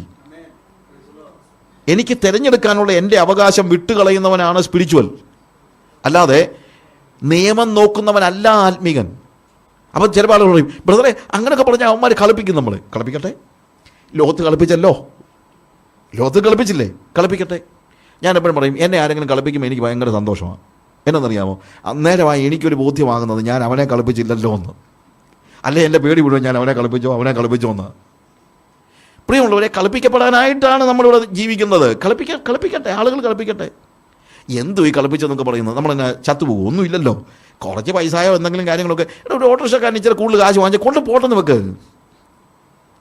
അവൻ കൊണ്ടുപോട്ടെ. നിൻ്റെ കൂലിക്കാരൻ ഇച്ചിരി കൂടുതൽ പൈസ നിന്നോട് വാങ്ങിച്ചു, അവൻ കൊണ്ടുപോട്ടെ. എന്ത് സംഭവിക്കാനാ? ഒന്നും സംഭവിക്കാനില്ല. നമ്മുടെ കയ്യിൽ നിന്ന് ഇച്ചിരി പൈസ നമ്മളെ കളിപ്പിക്കാൻ, ഇച്ചിരി പൈസ കളിപ്പിക്കുന്നല്ലയോ നമ്മൾ എല്ലാവരും വലിയ കളിപ്പിച്ച് പറയുന്നത്. അല്ലാതെ എന്തു ഈ കളിപ്പിക്കുന്നത്? വേറെ എന്തോ കളിപ്പിക്കാനാ? കളിപ്പിക്കപ്പെടണം. കളിപ്പിക്കപ്പെടാൻ നിന്നു കൊടുക്കുന്നവനാണ് ആത്മീകൻ, അല്ലാതെ കളിപ്പിക്കപ്പെടാതിരിക്കുന്നവനല്ല. കളിപ്പിക്കപ്പെടാൻ നിന്നു കൊടുക്കുന്നവനാണ്. അതൊന്നും മനുഷ്യനൊന്നും സംഭവിക്കാനൊന്നുമില്ല. ആരെങ്കിലും എന്തെങ്കിലും എടുത്തുകൊണ്ട് പോകുന്നത് പോട്ടെ. നിങ്ങളുടെ എന്തെങ്കിലും വസ്തുക്കളോ മറ്റുള്ള കാര്യങ്ങൾ ആരെങ്കിലും എടുത്തുകൊണ്ട് പോകുന്നു പോട്ടെ. നമ്മളെ അത്രയും ജങ്ക് മാറി കിട്ടിയല്ലോ. അതില്ലാതെ നിങ്ങൾക്ക് ജീവിക്കാൻ പറ്റുമെന്നുള്ളത് നിങ്ങൾ അല്പം കഴിയുമ്പോൾ മനസ്സിലാക്കും. Even without that you can certainly live. നമ്മൾ ഈ ആത്മീയത മനസ്സിലാക്കേണ്ടത് ഇങ്ങനെയുള്ള സന്ദർഭങ്ങളിലൊക്കെയാണ്. എന്തെങ്കിലും നഷ്ടപ്പെടുമ്പോഴത്തേക്ക് എന്തിനായി കിടന്ന് ജാകാൻ തുടങ്ങുന്നത്? എന്തിനായി കരയാൻ തുടങ്ങുന്നത്? പോട്ടെന്ന് വെക്കണം. ഞാൻ എപ്പോഴും പറയാനുള്ള കാര്യമുണ്ട്, ഈ പെന്തിക്കോസുകാരുടെ ഒരു വലിയ പ്രശ്നമുണ്ട്, അല്ലെങ്കിൽ വിശ്വാസികളുടെ ഒരു വലിയ പ്രശ്നമുണ്ട്. അവർ കള്ളത്തരം പറയുന്നതിനേക്കാൾ കൂടുതൽ കള്ളത്തരം പാടുന്നെന്നുള്ളതാണ്. അവർ പാടുന്ന പാട്ട് മുഴുവൻ കള്ളത്തരമാണ്. നമ്മുടെ ഈ പാട്ടുകളൊക്കെ നമ്മൾ പിന്നെ അറിഞ്ഞുകൊണ്ടോ അല്ലെങ്കിൽ എന്നെ ബോധ്യമായിട്ട് എൻ്റെ ദൈവത്താൽ അറിയാതെ ഒരു കാര്യവും എൻ്റെ ജീവിതത്തിൽ സംഭവിക്കുന്നില്ല എന്നിവിടെ നിന്ന് നമ്മൾ പാടുമല്ലോ. My God knows everything that happens in my life. I'm so happy because my future in his hands എന്നൊക്കെ പറഞ്ഞാൽ വലിയ പാട്ട്. I don't know about tomorrow എന്നൊക്കെ ഇവിടെ നിന്ന് പാടുന്നത് കേൾക്കാൻ പറ്റും. പിന്നെ എന്തിനാ ഈ എന്തെങ്കിലും പോകുമ്പോഴത്തേക്ക് എന്തിനാ ഈ കിടന്ന് കരയുന്നത്? എൻ്റെ ഭാവി ദൈവത്തിൻ്റെ കരങ്ങളിലാണെന്ന് പറയുന്നവൻ എന്തിനാണ് എന്തെങ്കിലും ഒരു ജോലി പോകുമ്പോഴോ വീട് പോകുമ്പോഴോ അല്ലെങ്കിൽ ആരെങ്കിലും കളിപ്പിച്ചു പോകുമ്പോൾ എന്തിനാണ് ഈ കരയുന്നത്? നിൻ്റെ ഭാവി ദൈവത്തിൻ്റെ കൈകളിലാണെന്ന് നീ പൂർണ്ണമായിട്ട് വിശ്വസിക്കുന്നെങ്കിൽ കൂളായിട്ട് എന്താ നടക്കാത്തത്? അവിടെയൊക്കെയാണ് നമ്മുടെ സ്പിരിച്വാലിറ്റി നമ്മൾ മനസ്സിലാക്കേണ്ടത്. We are not spiritual.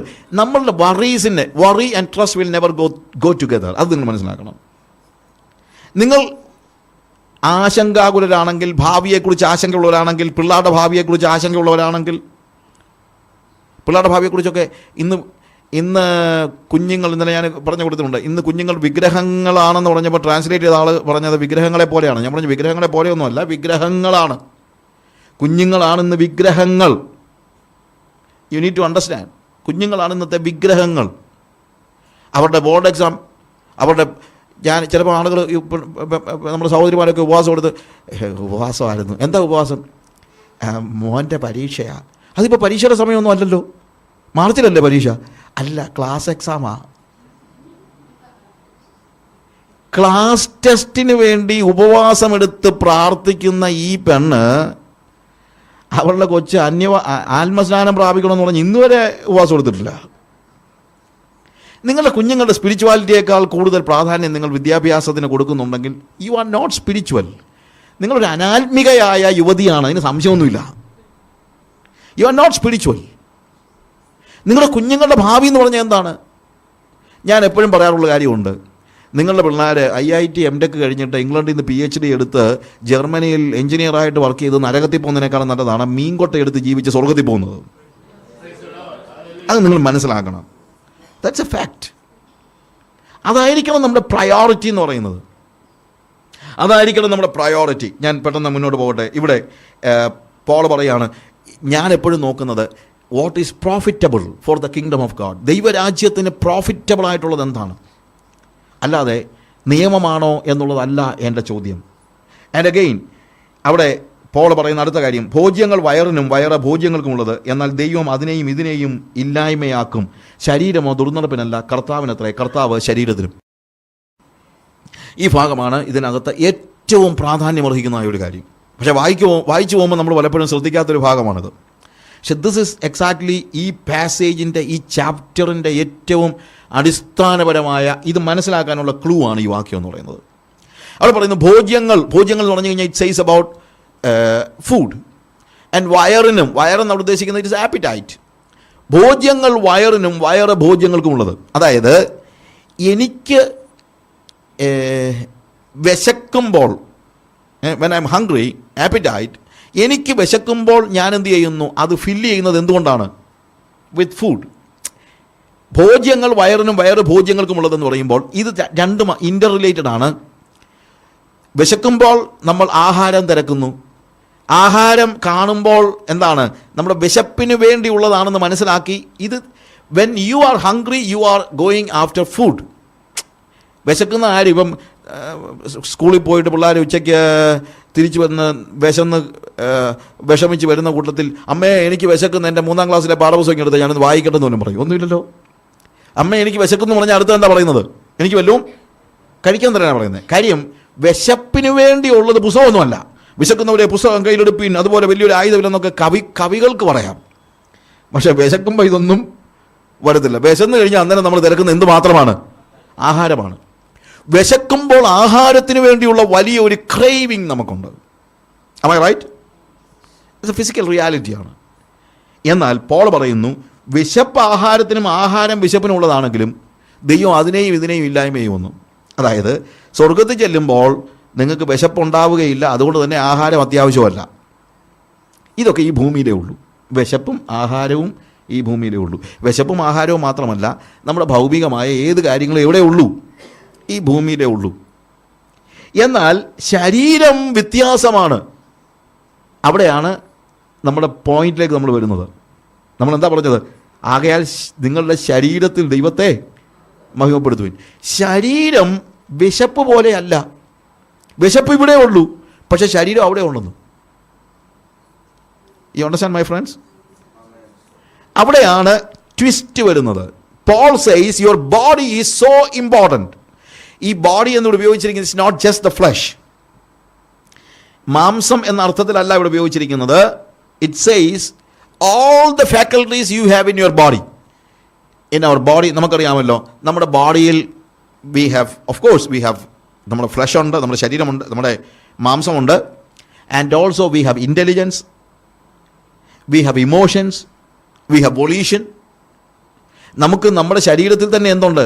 നമ്മുടെ ബുദ്ധിയുണ്ട്, നമ്മുടെ ചിന്തയുണ്ട്, നമ്മുടെ വികാരങ്ങളുണ്ട്, നമ്മുടെ തീരുമാനത്തിനുള്ള ശക്തിയുണ്ട്. വൊളീഷൻ എന്ന് പറയുമ്പോൾ തീരുമാനമെടുക്കുന്ന ഇച്ഛാശക്തിയുണ്ട്. ഇതെല്ലാം കൂടെ ചേരുന്ന ഒരു വാക്കാണ് ഇവിടെ ബോഡി എന്ന് പറയുന്നത്. It is not just the flush.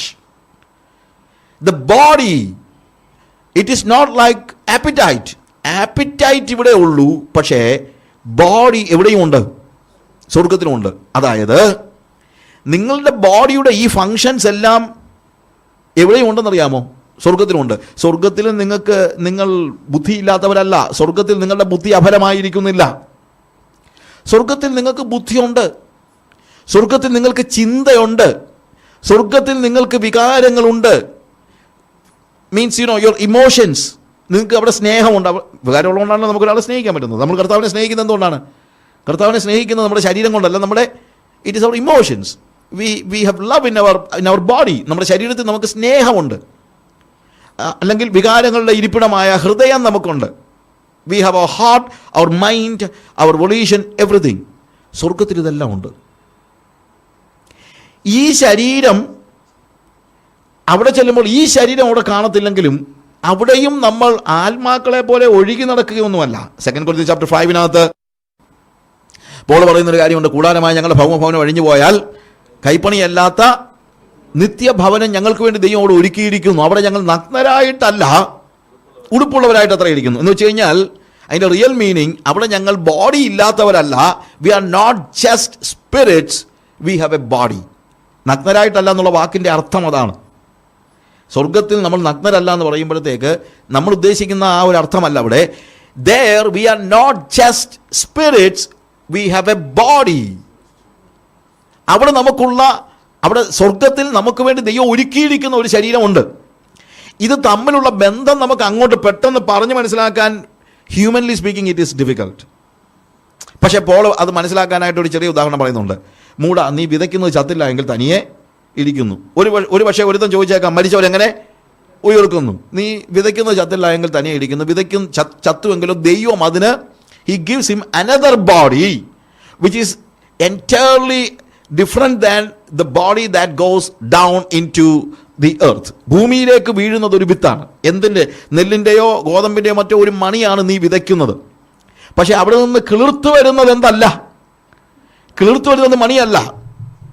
അതിനകത്തുനിന്ന് സ്പ്രൗട്ട് ചെയ്ത് വരുന്നത് എന്താണ്?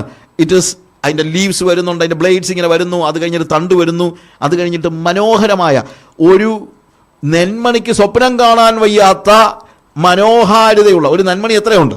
It is so small, but the body that God gives to that grain is something much more than what we are sowing down into the earth.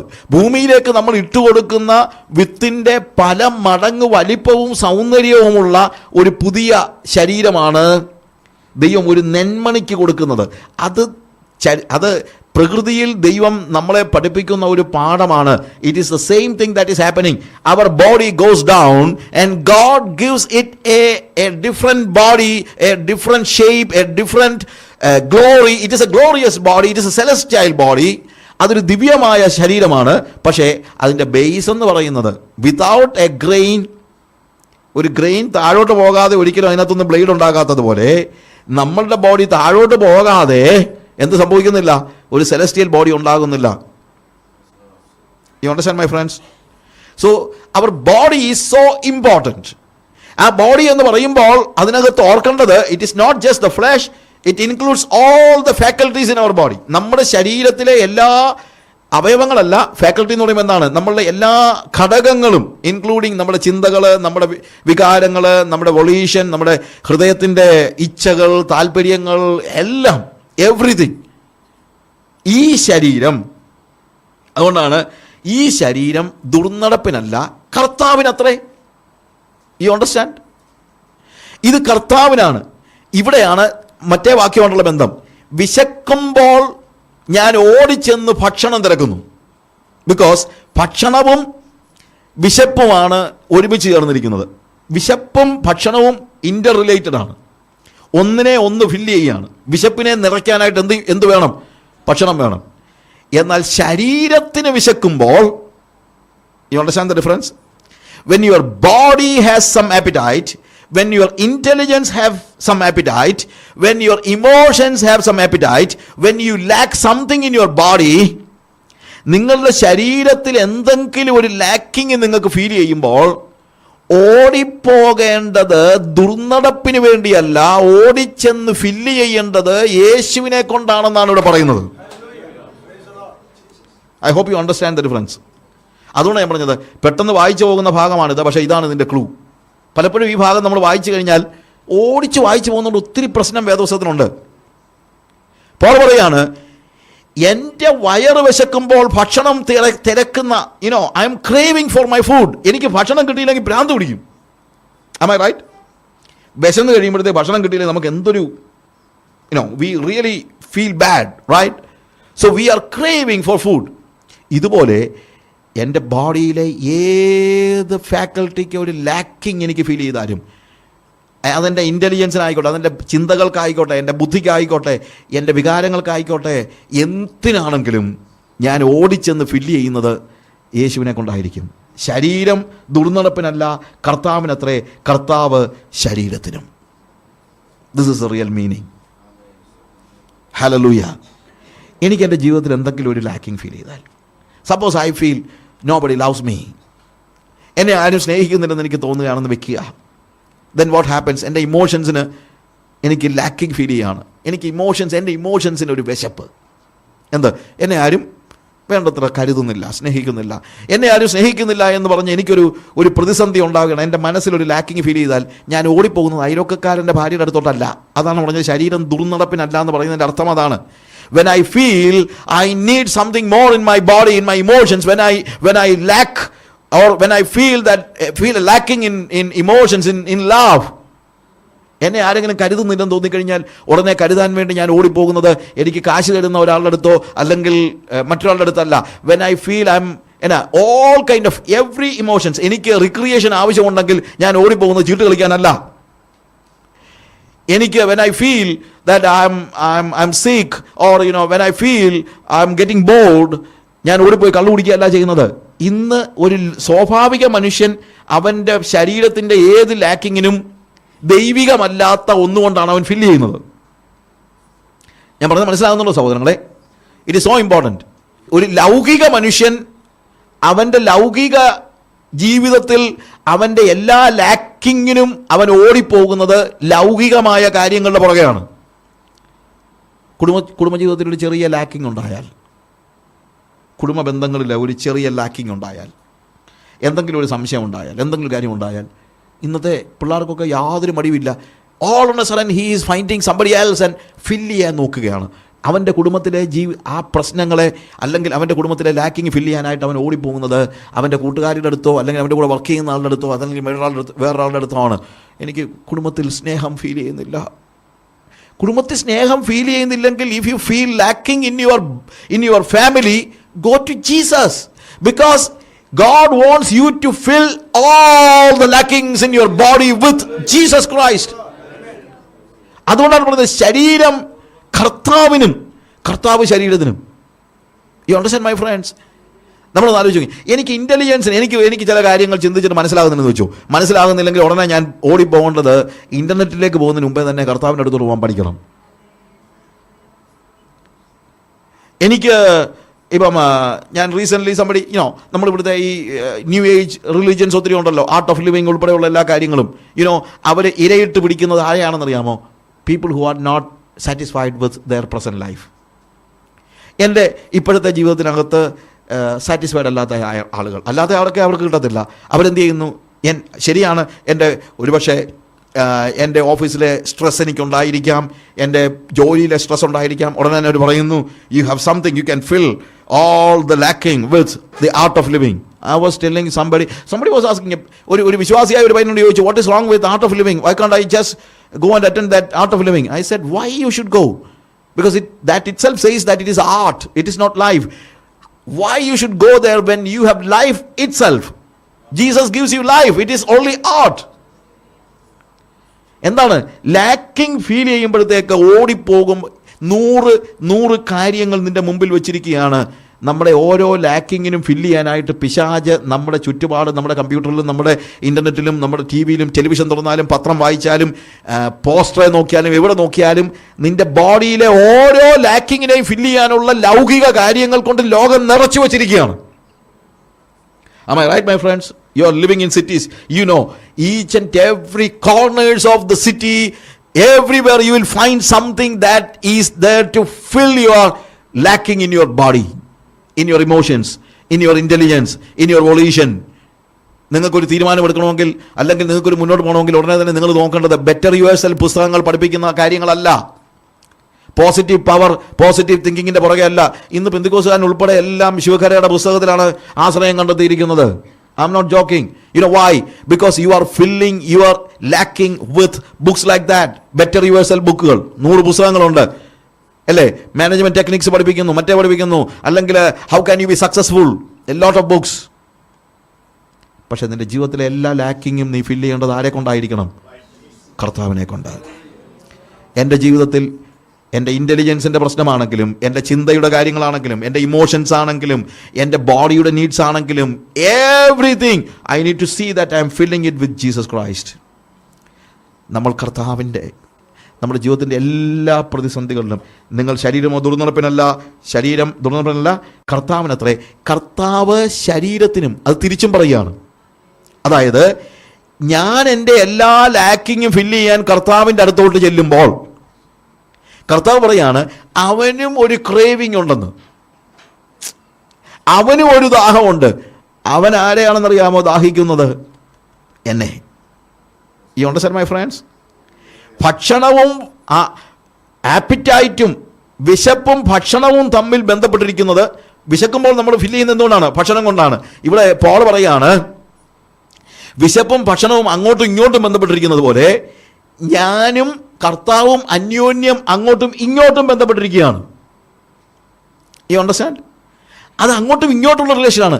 God desires me, I desire God and God desires me. ഞാൻ കർത്താവിനെ മോഹിക്കുന്നു, കർത്താവ് എന്നെയും മോഹിക്കുന്നു. കർത്താവിന് എന്നെയും വേണം. കർത്താവിൻ്റെ delight അതിനകത്താണ്.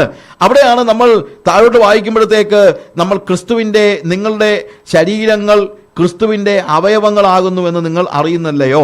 ക്രിസ്തുവിൻ്റെ അവയവങ്ങളെ ഞാനെടുത്ത് വേശ്യയുടെ അവയവങ്ങളാക്കാം, ഒരു നാളും അരുത്. വേശ്യയോട് പറ്റിച്ചേരുന്ന അവളുമായി ഏകശരീരമാകുന്നു നിങ്ങൾ അറിയുന്നില്ലയോ? ഇരുവരും ഒരു ദേഹമായി തീരുമെന്നുണ്ടല്ലോ. കർത്താവിനോട് പറ്റിച്ചേരുന്നവനോ അവനുമായി ഏകാത്മാവ് ആകുന്നു. We are one in spirit. One in spirit എന്ന് പറയുമ്പോൾ രണ്ടും അങ്ങോട്ടും ഇങ്ങോട്ടും കൂടാ. കർത്താവ് പറഞ്ഞു, I live in you and you will live in me. അങ്ങോട്ടും ഇങ്ങോട്ടും, അതാണ് ആ റിലേഷൻ, വൺ ഇൻ സ്പിരിറ്റ്. അത് ആ ഒരു റിലേഷനാണ് വേദപുസ്തകം പഠിപ്പിക്കുന്നതായ റിലേഷൻ എന്ന് പറയുന്നത്. എന്ത്? We are the body of Christ and Christ is the head of this body. ഞാൻ ക്രിസ്തുവിൻ്റെ അവയവമാണ്, കർത്താവിൻ്റെ തലയാണ്. അതാണ് റിലേഷൻ. അതിൽ കുറഞ്ഞ ഒരു റിലേഷൻ നമുക്ക് പറ്റത്തില്ല. അതല്ലാത്ത എന്ത് റിലേഷനും ട്രൂലി ബിബ്ലിക്കലല്ല. ഇംഗ്ലീഷിൽ ഒരു പുസ്തകത്തിൽ എഴുതിയിരിക്കുന്ന ഒരു കാര്യം ഒരു ബൈബിൾ സ്കൂളിൽ പഠിപ്പിച്ചത്, ആ ബൈബിൾ സ്കൂളിൽ നടന്ന ഒരു സംഭവം ആ ടീച്ചർ എഴുതിയത് വൺസ് ഐ റെഡ്. BTHന് പഠിച്ചുകൊണ്ടിരിക്കുന്ന BTHൻ്റെ ഒരു ക്ലാസ്സാണ്. 18 വയസ്സുള്ള പിള്ളേരെല്ലാം പഠിക്കാനിരിക്കുന്നത്. അപ്പം ഒരു പുസ്തകത്തിലെ ഒരു ഉദ്ധരണി ഈ ടീച്ചർ അവിടെ നിന്ന് പറഞ്ഞു, Christianity was a fellowship in Jerusalem and it became a philosophy in Greece, and it was an institution in Rome, and in Europe it was a culture, and in US it was an enterprise. ക്രിസ്ത്യാനിത്വം യെരുശലേമിൽ ഒരു body റിലേഷൻഷിപ്പായിരുന്നു. It was a fellowship between the body and കൂട്ടായ്മയായിരുന്നു. കൂട്ടായ്മ എന്ന് പറയുമ്പോഴത്തേക്ക് നമ്മൾ ഉദ്ദേശിക്കുന്ന കൂട്ടായ്മയല്ല.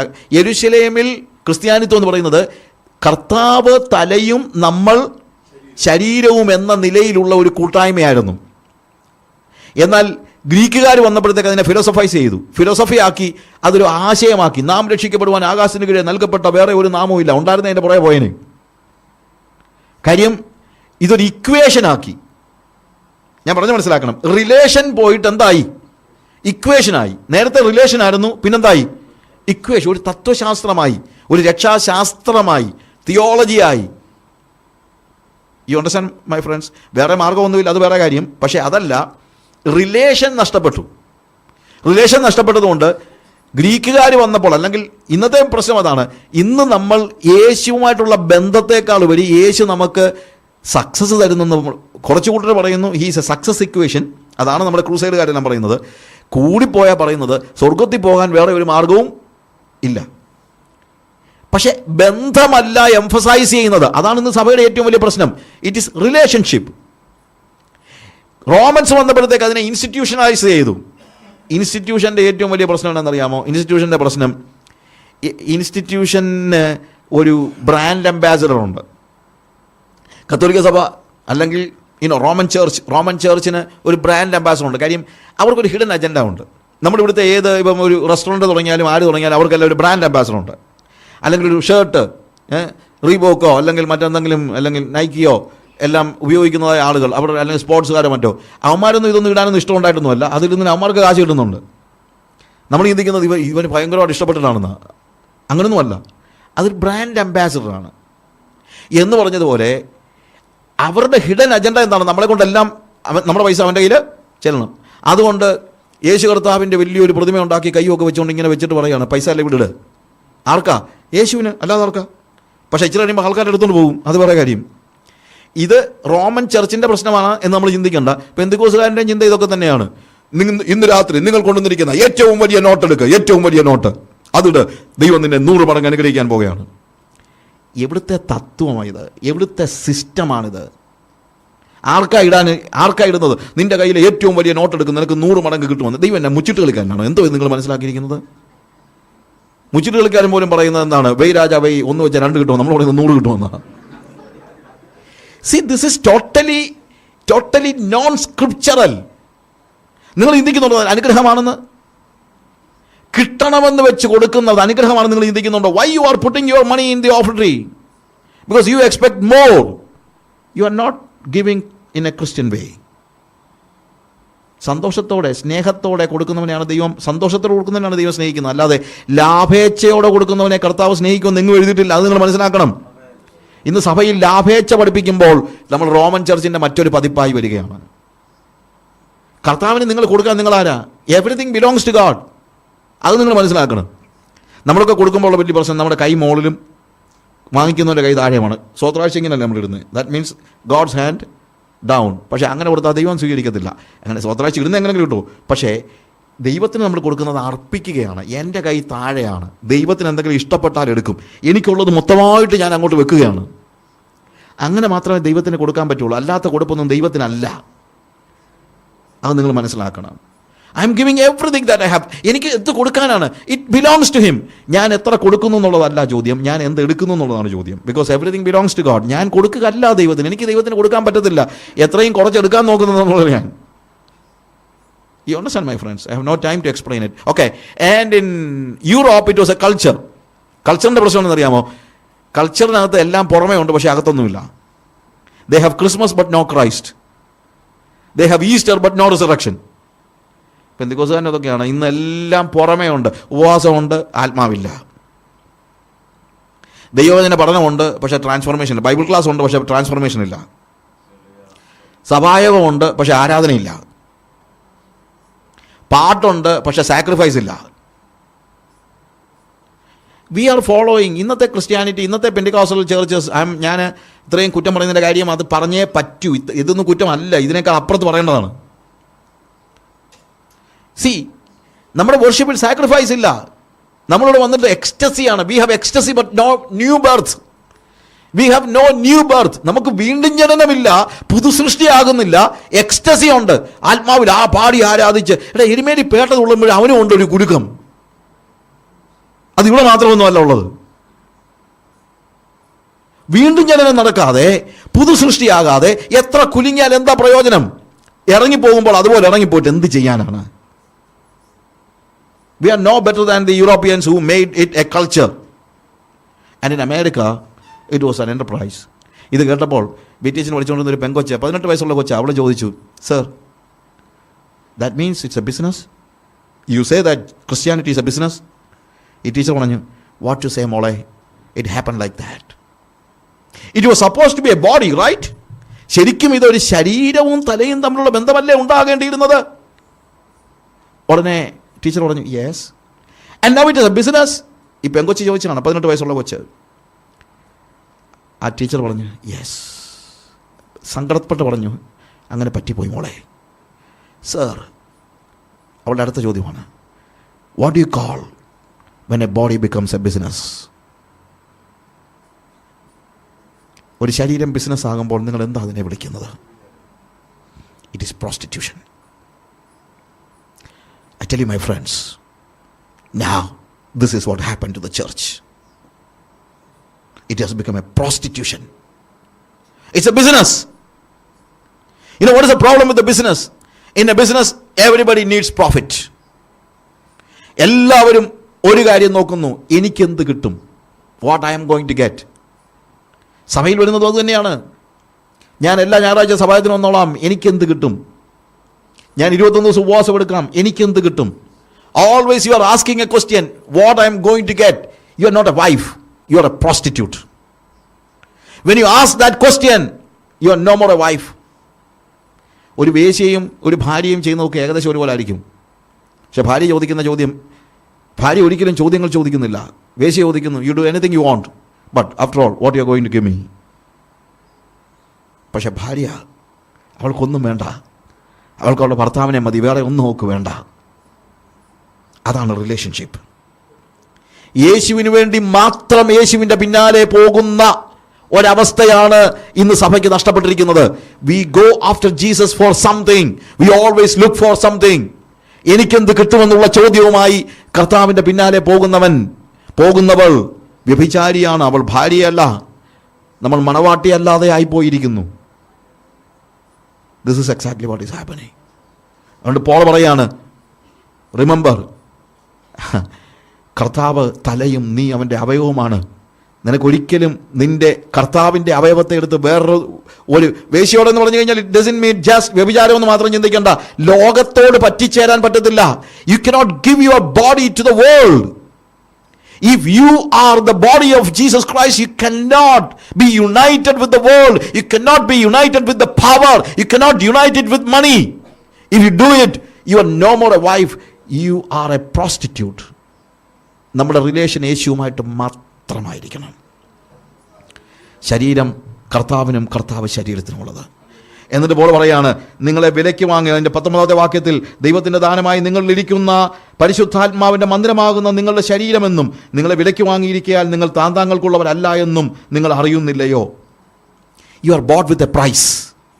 നിങ്ങളെ വിലയ്ക്ക് വാങ്ങിയിരിക്കുന്നു, വെറുതെ വാങ്ങിച്ചതല്ല, വിത്ത് എ പ്രൈസ്. എന്താ കർത്താവ് കൊടുത്ത വില? Hallelujah. I tell you a story, something that will explain my relation with God. ന്യൂയോർക്കിലെ മൻഹാട്ടൻ സ്ട്രീറ്റിൽ നടന്ന it's just a story. ഒരു കൗബോയ് ഒരിക്കൽ ഒരു പക്ഷിയെ, ഒരു ബേർഡ്, അവൻ ആ ബേർഡിനെ എടുത്തിട്ട് he just ഓരോ ഫെദറും ഇങ്ങനെ വലിച്ചു പറിച്ചുകൊണ്ടിരിക്കുക. അവൻ വലിച്ചു പറിക്കുമ്പോഴത്തേക്ക് ഇത് കിടന്ന് പിടയ്ക്കും, കരയും, ആൻഡ് ഓൾസോ ബ്ലഡ് ഇങ്ങനെ ഊസ് ഔട്ട് ചെയ്യും. അപ്പോഴത്തേക്ക് ഇവനിങ്ങനെ ചിരിക്കാൻ തുടങ്ങും. And somebody was coming and he just asked him A question. What you doing? നീ എന്താ ചെയ്യുന്നത്? നിനക്ക് കാണത്തില്ല, ഞാൻ ഈ പക്ഷിയുടെ തൂവലൊക്കെ ഇങ്ങനെ വലിച്ചു പറിക്കുകയാണ്. എന്തിനാ? I like it. അങ്ങനെ നീ ഇതെല്ലാം വലിച്ചു പറിച്ച് കഴിഞ്ഞിട്ട് എന്ത് ചെയ്യും? Man, I have a cat at my home. ഞാൻ ഇതെല്ലാം വലിച്ചു പറിച്ച് കളഞ്ഞിട്ട് ഞാനിതിനെ എൻ്റെ പൂച്ചയ്ക്ക് ഇട്ട് കൊടുക്കും. അതിങ്ങനെ കാറുമുറ കടിച്ച് തിന്നുമ്പോൾ I like it, I really enjoy. ഈ മനുഷ്യൻ ചോദിച്ചു, you want to sell it? നീ ഇതിനെ വിൽക്കുന്നോ? Why man, why? It's not a singing bird, it's a wild bird. അത് നിന്നെ ഉപദ്രവിക്കും, ഇത് പാട്ട് പാടുന്ന തത്തയൊന്നും അല്ല. അവൻ ചോദിച്ചു, it doesn't matter, I am asking only one question, you want to sell it? If you are ready to sell it, I am gonna pay you any price. ഇത് വിൽക്കുന്നെങ്കിൽ ഞാൻ എന്ത് വിലയും തരാമെന്ന് പറഞ്ഞു. എന്ത് വിലയെന്ന് കേട്ടപ്പോഴത്തേക്ക് കൗബോയ് ചോദിച്ചു, any price? Yes. You will give me $1,000? $1,000 തരാമോ? ഇദ്ദേഹം ഇങ്ങനെ നോക്കിയിട്ട് പറഞ്ഞു, yes. And he was counting the money. $1,000. ഒരു കിളിക്ക് അവന് $1,000. അത് കൊള്ളാവുന്ന കിളിയൊന്നും അല്ല, വൈൽഡ് ബേർഡ്. പൂച്ചക്കിട്ട് കൊടുക്കാൻ വേണ്ടി വെച്ചിരുന്ന ഒരു കിളിക്ക് അവന് $1,000 കൊടുത്തിട്ട്, 50,000 രൂപ കൊടുത്തിട്ട് he bought it. എന്നിട്ട് കുറച്ച് കഴിഞ്ഞിട്ട് അതിനെ കൊണ്ട് പുറത്ത് പോയി. അപ്പം ഈ കൗബോയ് ചിന്തിച്ച് കാണും, he is A fool, he is mad. അല്ലെങ്കിൽ ഒരുത്തിനും അവരങ്ങനെ ചെയ്യത്തില്ല. ഇതിനെ പറത്തി കളഞ്ഞു. ഒരുപക്ഷെ നമ്മൾ പറയും, ഇത് ചരിത്രത്തിൽ നടക്കുന്ന സ്റ്റോറിയല്ല. No one is going to do that. ചരിത്രത്തിൽ ഒരു പക്ഷേ നടക്കത്തില്ലായിരിക്കാം, പക്ഷേ ചരിത്രത്തിന് അപ്പുറത്ത് ഇത് നടന്നു. I was a plaything in the hands of Satan. പിശാചിൻ്റെ കയ്യിൽ ഞാനൊരു വെറും കളിപ്പാട്ടമായിട്ട് അവനെൻ്റെ ഓരോ ഫെദേഴ്സും വലിച്ചു പറിച്ച് കളഞ്ഞുകൊണ്ടിരുന്നപ്പോൾ ഞാനിങ്ങനെ പെടഞ്ഞ് കരഞ്ഞുകൊണ്ടിരുന്ന സമയത്ത് യേശു അതിലെ വന്നിട്ട് ചോദിച്ചു, what you are doing with this man? I am playing with him. You are tormenting him. വെറുതെ എന്തിനാ ഇത്രയും ഉപദ്രവിക്കുന്നത്? I like it. നീ എന്താ അവൻ ഇത്രയും കഷ്ടപ്പെടുത്തുന്നത്? I like it. After all, what you are going to do with him? You know that I am going to throw him into the eternal fire. കുറച്ച് കഴിഞ്ഞിട്ട് ഞാൻ എന്ത് ചെയ്യും? Due time I am going to throw him into the eternal fire. ഞാനിവനെ നിത്യാഗ്നിയിലേക്ക് എറിഞ്ഞു കളയാൻ പോകുകയാണ്. And Jesus was asking, you want to sell him? Hey man, he's not a singing bird, he's a wild cat. We're going to buy him. No, it doesn't matter. If you're ready to sell, I'm going to pay any price. നീ വിൽക്കുന്നെങ്കിൽ ഞാൻ എന്ത് വിലയും തരാം. എന്ത് വിലയും ഒന്ന് കേട്ടപ്പോഴത്തേക്ക് സാത്താൻ ചോദിച്ചു, any price? Yes. Then I'll tell my price. Okay, it's your blood. നിന്റെ രക്തം. Jesus looked at me. കിടന്ന് പിടയുന്ന എന്നെ കണ്ടപ്പോൾ എന്നെ രക്ഷിക്കാതിരിക്കാൻ അവന് കഴിയുമായിരുന്നില്ല. അതുകൊണ്ട് യേശു പറഞ്ഞു, it is done. Yes. അവൻ രക്തം കൊടുത്ത് വിലയ്ക്ക് വാങ്ങിച്ചതാ എന്നെ. അവൻ രക്തം കൊടുത്ത് വിലയ്ക്ക് വാങ്ങിച്ചതാ നിന്നെ. ഞാനൊരു 1000 വട്ടം കർത്താവിനോട് ചോദിച്ചിട്ടുണ്ട്, കർത്താവേ, why you bought me with a price? Not a simple price, it's your own blood. Why you did it? എന്തുകൊണ്ടാണ് നീ അത് ചെയ്തത്? Why you bought me? നീ എന്തിനാ എന്നെ വിലയ്ക്ക് വാങ്ങിച്ചത്? അവൻ എന്നോട് പറഞ്ഞ ഉത്തരം, because I want to make you my home. നിന്നെ എൻ്റെ ഭവനമാക്കാൻ വേണ്ടിയാ. എനിക്ക് നിൻ്റെ ഉള്ളിൽ ജീവിക്കണം, എനിക്ക് നിൻ്റെ ഉള്ളിൽ വസിക്കണം. എനിക്ക് നിൻ്റെ ഉള്ളിൽ വസിക്കണം, എനിക്ക് നിൻ്റെ അകത്ത് വരണം. I want to make you my home. എൻ്റെ ഭവനമാക്കണം. യേശുവിന് എന്നെ അവൻ്റെ ഭവനമാക്കണം. അതിനവൻ എന്നെ വിലയ്ക്ക് വാങ്ങിച്ചത്. അതപ്പോൾ പറയുന്നത്, ശരീരം കർത്താവിനുള്ളത്, കർത്താവ് ശരീരത്തിനും. ഞാൻ അവനെ ആഗ്രഹിക്കുന്നതിനേക്കാളുപരി അവൻ എന്നെ ആഗ്രഹിക്കുന്നുണ്ട്. അവൻ്റെ രക്തം കൊടുത്ത് എന്നെ വിലയ്ക്ക് വാങ്ങിച്ചതാണ്. ഇനി ഞാൻ ഒരിക്കലും അവനെ വേദനിപ്പിക്കത്തില്ല. ഇപ്പം എനിക്ക് ആകെപ്പാടെ ഒറ്റ ആഗ്രഹമേ ഉള്ളൂ, അവൻ എൻ്റെ ഉള്ളിൽ വസിക്കുമ്പോൾ അവൻ ഇഷ്ടമില്ലാത്തതൊന്നും എൻ്റെ ശരീരത്തിലുണ്ടാകാൻ പാടില്ല. അവൻ എൻ്റെ ഉള്ളിൽ വസിക്കാൻ തയ്യാറായി വന്നപ്പോൾ അവൻ എന്നെ ക്ലെൻസ് ചെയ്യാനായിട്ട്, I was totally shattered, I was totally spoiled, it was totally void, and that's the reason why he sent his Holy Spirit. നമ്മളൊരു വീട് വാങ്ങിച്ചാലും വീട് വാങ്ങിക്കുമ്പോൾ എല്ലാവരും കൂടി ഒരുമിച്ച് വന്ന് താമസിക്കാമല്ലോ. ആദ്യം ഒരാൾ വന്നൊക്കെ ക്ലെൻസ് ചെയ്യുമല്ലോ. അങ്ങനെ ക്ലെൻസ് ചെയ്യാൻ അവൻ പരിശുദ്ധാത്മാവിനെ എൻ്റെ ഉള്ളിൽ അയച്ചിരിക്കുകയാണ്. എന്തിനാണെന്ന് അറിയാമോ? യോഹന്നാന്റെ സുവിശേഷം 14-ാം അധ്യായത്തിൽ പറയുന്നുണ്ട്, പിന്നീട് ഞാനും പിതാവും വന്ന്, ഞങ്ങൾ വന്ന് അവനിൽ വാസം ചെയ്യുമെന്ന്. That means the Holy Trinity wants to live in me. അതിനവൻ ഹോളി സ്പിരിറ്റിനെ അയച്ചിരിക്കുക എന്നെ ക്ലെൻസ് ചെയ്യാനായിട്ട്. ഞാൻ തീരുമാനമെടുത്തിരിക്കുന്നൊരു കാര്യമുണ്ട്, രക്തം കൊടുത്ത് എന്നെ വിലയ്ക്ക് വാങ്ങിച്ച യേശു വന്ന് താമസിക്കാൻ നോക്കുമ്പോൾ അവന് യോജിക്കാത്ത ഒന്നും എൻ്റെ ഹൃദയത്തിലോ എൻ്റെ മനസ്സിലോ എൻ്റെ ചിന്തയിലോ എൻ്റെ വഴിയിലോ കാണത്തില്ല. അവൻ്റെ glorify God in my body. Let's close our eyes. Hallelujah. ശരീരത്തിൽ കർത്താവിനെ മഹിമപ്പെടുത്തുവാൻ അവന് യോജിക്കാത്തത് എന്താണോ, അവന് വന്നിരിക്കാൻ കഴിയാത്തതായിട്ട്, അവൻ എൻ്റെ ഉള്ളിൽ വസിക്കാൻ കഴിയാതെ എന്നെ ഹിൻഡർ ചെയ്യുന്ന ഏത് മാലിന്യങ്ങളെയും ഇന്ന് പെറുക്കിക്കളയാൻ ദൈവം നിന്നോട് ആവശ്യപ്പെടുകയാണ്. How many of you want to see that you are cleansing yourself and you are giving yourself to the Holy Spirit so that you will be cleansed by Him? Cleansed. God needs you to be cleansed. നിങ്ങളെ അവൻ വിലയ്ക്ക് വാങ്ങിച്ചത് അവനെ നിങ്ങളുടെ ഭവനമാക്കാൻ വേണ്ടിയാണ്. എത്ര പേര് കർത്താവിനോട്, കർത്താവേ ഞാൻ നിൻ്റെ ഭവനമാണ്, നിനക്ക് യോജിക്കാത്തതൊന്നും എൻ്റെ ഉള്ളിലുണ്ടായിരിക്കുകയില്ല. കരങ്ങളെ ഉയർത്തി കർത്താവിനോട്, കർത്താവേ ഐ ആം യുവർ ഹോം. കർത്താവേ ഞാൻ നിൻ്റെ ഭവനമാണ്, ഞാൻ നിൻ്റെ ഭവനമാണ്. ഹല്ലേലൂയ. ഞാൻ നിൻ്റെ ഭവനമാണ്. ഒന്ന് ഉറക്കെ പറ പ്രിയമുള്ളവരെ, വാ തുറന്നൊന്ന് പറ, Lord I am your home oh Jesus. യോജിക്കാത്ത, നിനക്ക് യോജിക്കാത്ത ഒന്നും ഞാൻ എൻ്റെ ഉള്ളിൽ സൂക്ഷിക്കത്തില്ല. എൻ്റെ ചിന്തകളിൽ, എൻ്റെ മനസ്സിൽ, എൻ്റെ ഇമോഷൻസിൽ ഒന്നും, എൻ്റെ ശരീരത്തിലെ ഏത് ലാക്കിങ്ങും ഞാൻ ഫീൽ ചെയ്യുന്നത് കർത്താവിനെ കൊണ്ട് മാത്രമായിരിക്കും. എൻ്റെ ജീവിതത്തിലെ ഏത് കാര്യങ്ങളും, ഏത് ലാക്കിങ്ങും, many times I feel lacking in my home, in my family life, in my social life, in my emotions, but I will fill it with Jesus. Hallelujah. യേശുവിനെ കൊണ്ട് ഞാനത് ഫിൽ ചെയ്യും. ഒന്ന് പറഞ്ഞ, കർത്താവേ ഞാൻ നിന്നെ കൊണ്ടേ അത് ഫിൽ ചെയ്യത്തുള്ളൂ. കരങ്ങളെ ഉയർത്തി പറ, yes Lord I want you to be my, I want to be your home O God. നീ എന്നിലൊന്ന് വസിക്കണം കർത്താവേ. എൻ്റെ ലാക്കിങ്ങിനെ മുഴുവൻ ഞാൻ ഫിൽ ചെയ്യുന്നത് നിന്നെ കൊണ്ടാണ്.